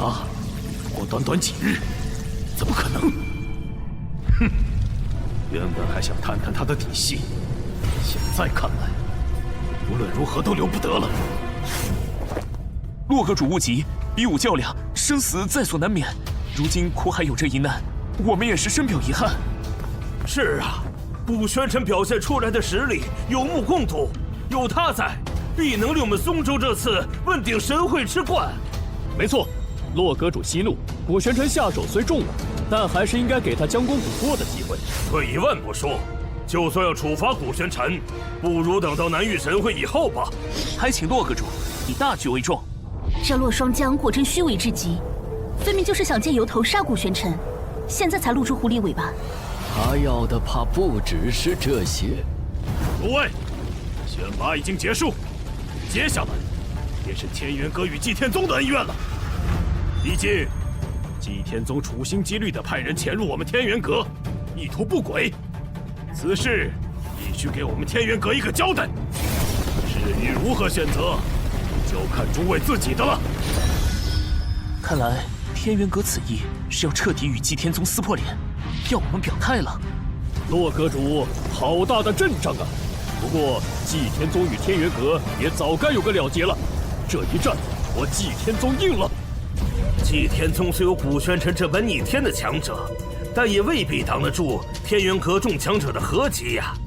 更何况他如今还困在那结界之中。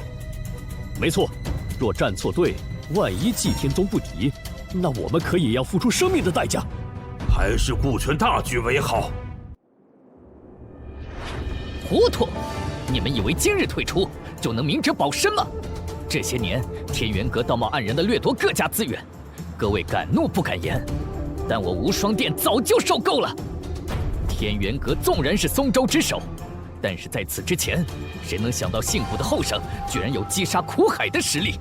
击掌门，我刘青云愿陪你一战。好，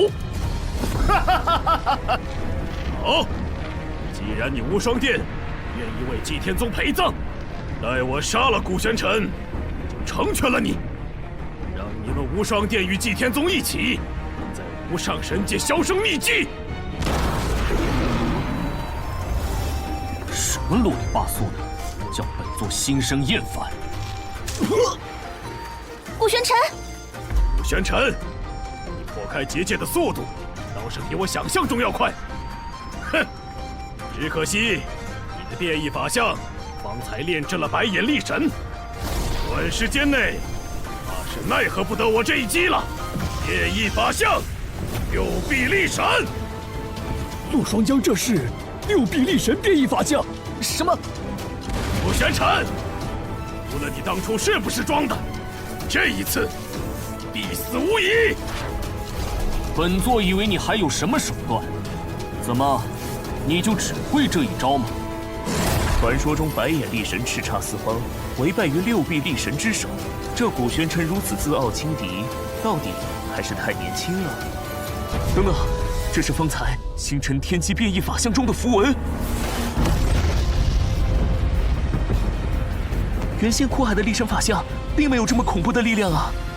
难道说，之前的星辰天机变异法相不仅将白眼力神法相练成了神兵，还赋予了他更强的力量？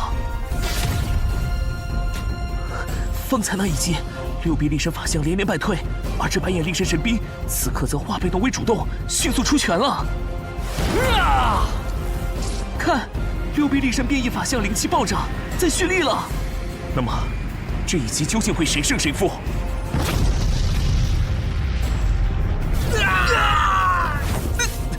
好霸道的星辰之力！这就是星辰天机变异法相的手段吗？这也太恐怖了！喂！可恶！这白眼力神竟承袭了古玄尘变异法相的部分力量，是我失策了。哈哈，打得好！真是令人大开眼界呢！力神神兵方才那一拳中闪烁着星辰中的符文，力量果然非同寻常。什么？洛阁主的六臂力神变异法相竟不敌古玄尘所用的白眼力神神兵？是啊，更何况这古玄尘尚且还没动用他的星辰天机变异法相。难不成天人阁当真气数已尽？陆双江，现在本座便赐你一死。哼！现在论胜负，怕是为时尚早吧？玄尘，看看这是什么？这是随时可以调动护送大阵的阁主令。你尔等也难逃一死，一个不留，全都给我留下命来！不好，速射结界！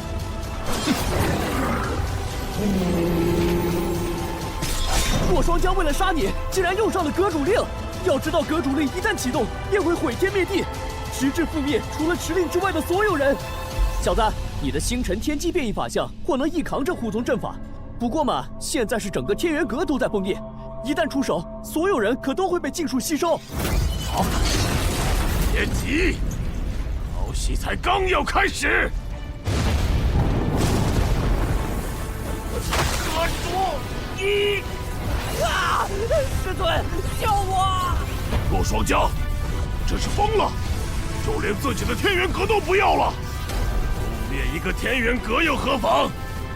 未来，整个松州都将会是我的。洛双江，你竟不顾道义，连对我们都要赶尽杀绝！我就是不顾道义动用护宗大阵，你们又能如何？等你们全部死了，整个松州，谁敢说我半点不是？今日。我便一统整个松州。一直以来，天元阁处处压制我们，不就是因为松州各大势力无法摒弃私欲，不肯合作，犹如一盘散沙吗？现下也是生死存亡之际，你们难不成就要认命吗？还愣着干什么？刘掌门言之有理，快！还有我们。四瑶姑娘，你们也来了。师尊他们因不愿听命于阁主一统整个松州的计划，而被设计困住。我找到之时，他们才刚破开阵法。刚才见天元阁震动不已，便知出事了，这才带上师妹小雪前来相助。没错。若霜将为一己私欲，置整个天元阁和松州各派于死地，又有何颜面再为天元阁的阁主？你这个老顽固，现在倒是会变通了。接宗主，想必是这洛霜江笃定顾公子不会赌上所有人的性命与他一搏，才会如此嚣张。只是我们用这结界抵挡，也不是长久之计啊。顾玄尘，你不是很能吗？有本事也用你的星辰之力吞噬这里的所有人吧！武道领头，还如此聒噪。哼，你的龙行剑关我早就见识过，想要破我的护宗大阵，简直痴心妄想！哦，那你便好好看看，在你面前的究竟是什么？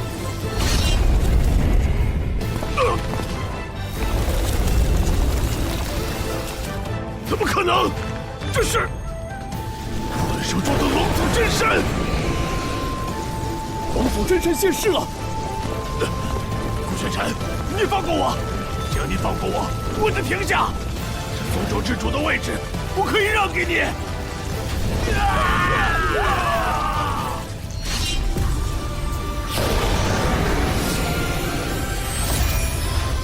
洛霜江，你该死！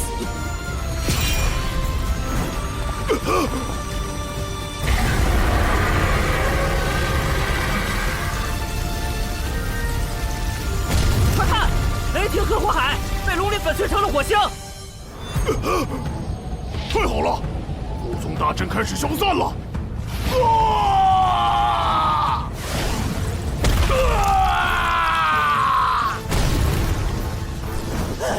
得救了，是古玄尘救了我们。宗主，天元阁余孽皆已束手就擒，带上来。是。顾公子，我本无意与你为敌，是被洛霜江所逼迫的。对了，我知道洛霜江的藏宝处，愿以此换我一条命。至于其他人，任凭顾公子你处置。你这是什么意思？顾公子，你若能饶我一命，我愿将所有天元阁的公爵悉数奉上，其他人任凭你处置。顾公子，我也是，我愿做你们天元阁新的阁主。真是精彩！这几个平时趾高气扬的老家伙，还有今日。这些人若不是他们助纣为虐，怎么会有这么多人无辜丧命？现在居然还只想自保，真是厚脸皮！妖姐姐，他们这么过分，你拦我干什么呀？小雪，顾公子自会处置。哦，你们当真愿意投靠本座？顾公子，我是真心愿意投诚的。是啊，是啊，只有顾公子你能放过我。洛霜江的藏宝处，那可不知有多少珍宝，这条件也太诱人了吧！而且天元阁好歹也是松州之首，公爵藏书自是1等1的。价值远胜珍宝。是啊，古玄尘再强，岂会嫌宝贝多？更何况还能撞个阁主当的。这顾公子虽是英雄，但毕竟年少，钱财权势唾手可得，若有动摇，倒也难免。顾玄尘，你不是答应放了我们吗？是啊，难道你不想要那些宝贝了吗？本座何时允诺要放过你们？手下败将，也配与本座谈条件？什么？既然要说的都已经说完了，那现在，本座便赐你们一死。今日这番几经大战，又刚破了洛霜江的护宗大阵，这古玄尘未经调息，竟还能使出如此纯正强劲的天道之力。这古玄尘未经调息，竟还能使出如此纯正强劲的天道之力，他们都死了。这一场便要了几个天元阁峰主和长老的命，这古玄尘的实力实在是太可怕了。咎由自取，死不足惜。顾公子，那些天元阁的弟子，您打算如何惩处？至于他们，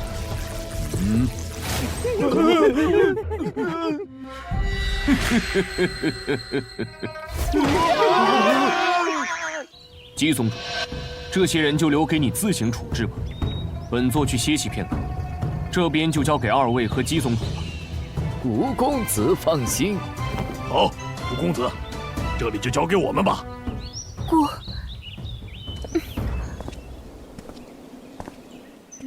说来，如雪似乎变得很关注古公子。今日古公子与人对战之时，更是十分担忧。奇怪，他什么时候和古公子关系这么好了？哎，等等，如雪这孩子，莫非是对古公子？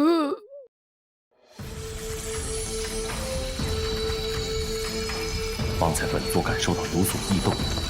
没想到竟是星辰天机图，在不知何时又吸收了洛霜江的变异法相，同先前的白眼力神法相一般，在这些符文的作用下，这六臂力神也开始被炼制为神兵。哦，倒是有趣，原本的断臂竟然又重新开始掌权了。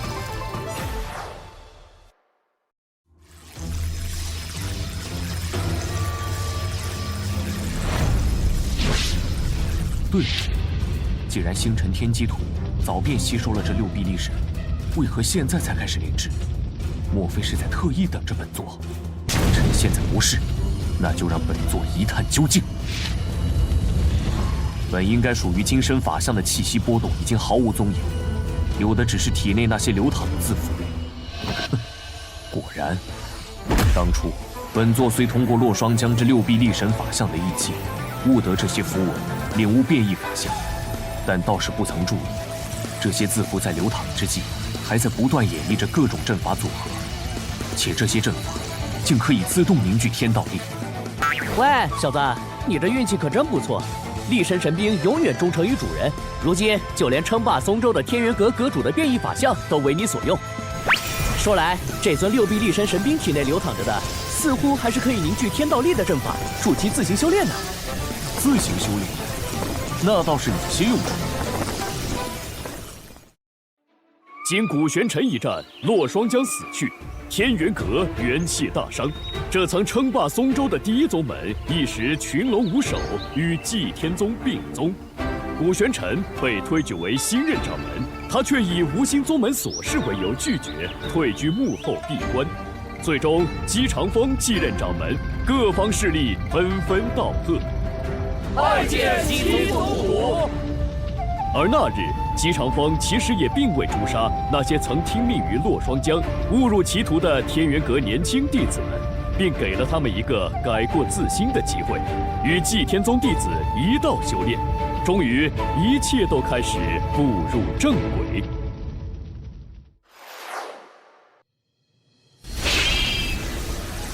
星辰天机图，乃是无上神界4大神物之一。那日，松州众人虽以为本座是偶得机缘，悟出星辰天机变异法相，但再暴露于人前，也不免会有人猜测本座身怀星辰天机图，若引起一些蝼蚁窥视，甚是麻烦。这几日，本座已让这六臂力神吸纳了原先的白眼力神，自行修炼提升，果然有所长进。如此一来，若是作为本座的金身法相代为露面，倒也不算是丢本座的人。既然本座的功力有所提升，你们也已经彻底恢复，那也是时候可以出来了。去！不愧是师尊，这几日里我的修为可比起之前更高了。没错，有了师尊的反哺，我的功力也提升了。多谢师尊。你可总算是想起我们来了。什么呀？你这么说，倒是显得我们一直在想着这家伙。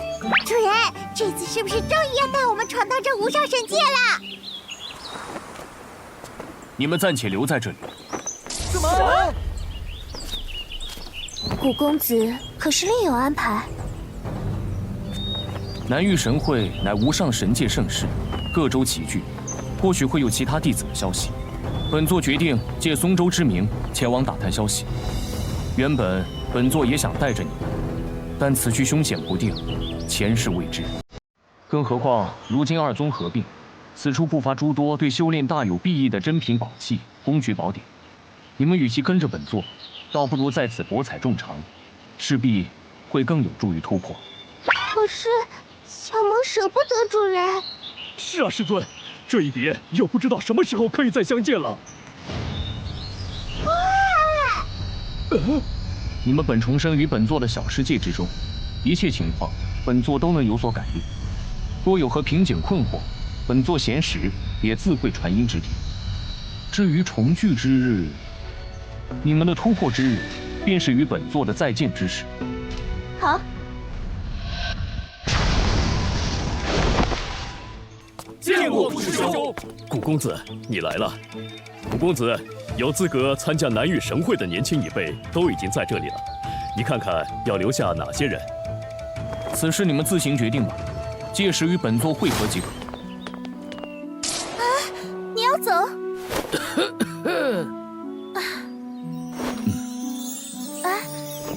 没错，并宗事宜刚步入正轨，姬宗主不便离开，本座决定先行前往南域地心，探其究竟。原来如此。顾玄尘，那你何日离开？今日。今日？这么快吗？从松州方向进入地心区域，顾公子想必是会经过青龙州了。青龙州？没错，南域13州有一片公认的修炼圣地，方圆约有数千里，称之为南域地心。而青龙州则是最靠近这片区域的州。天元阁已经算是松州最佳的修炼之地，但是比起如今青龙州的边缘，也没强出多少。是啊，青龙州高手云集，不知会不会有像古公子这般的绝世天才横空出世。古公子，你此行须得万分小心呐。哦，如此，本座倒是更期待了。古公子保重！自古英雄出少年，我有预感，古公子此行将会震撼整个南域神会。确实。顾玄尘，顾公子，再见了。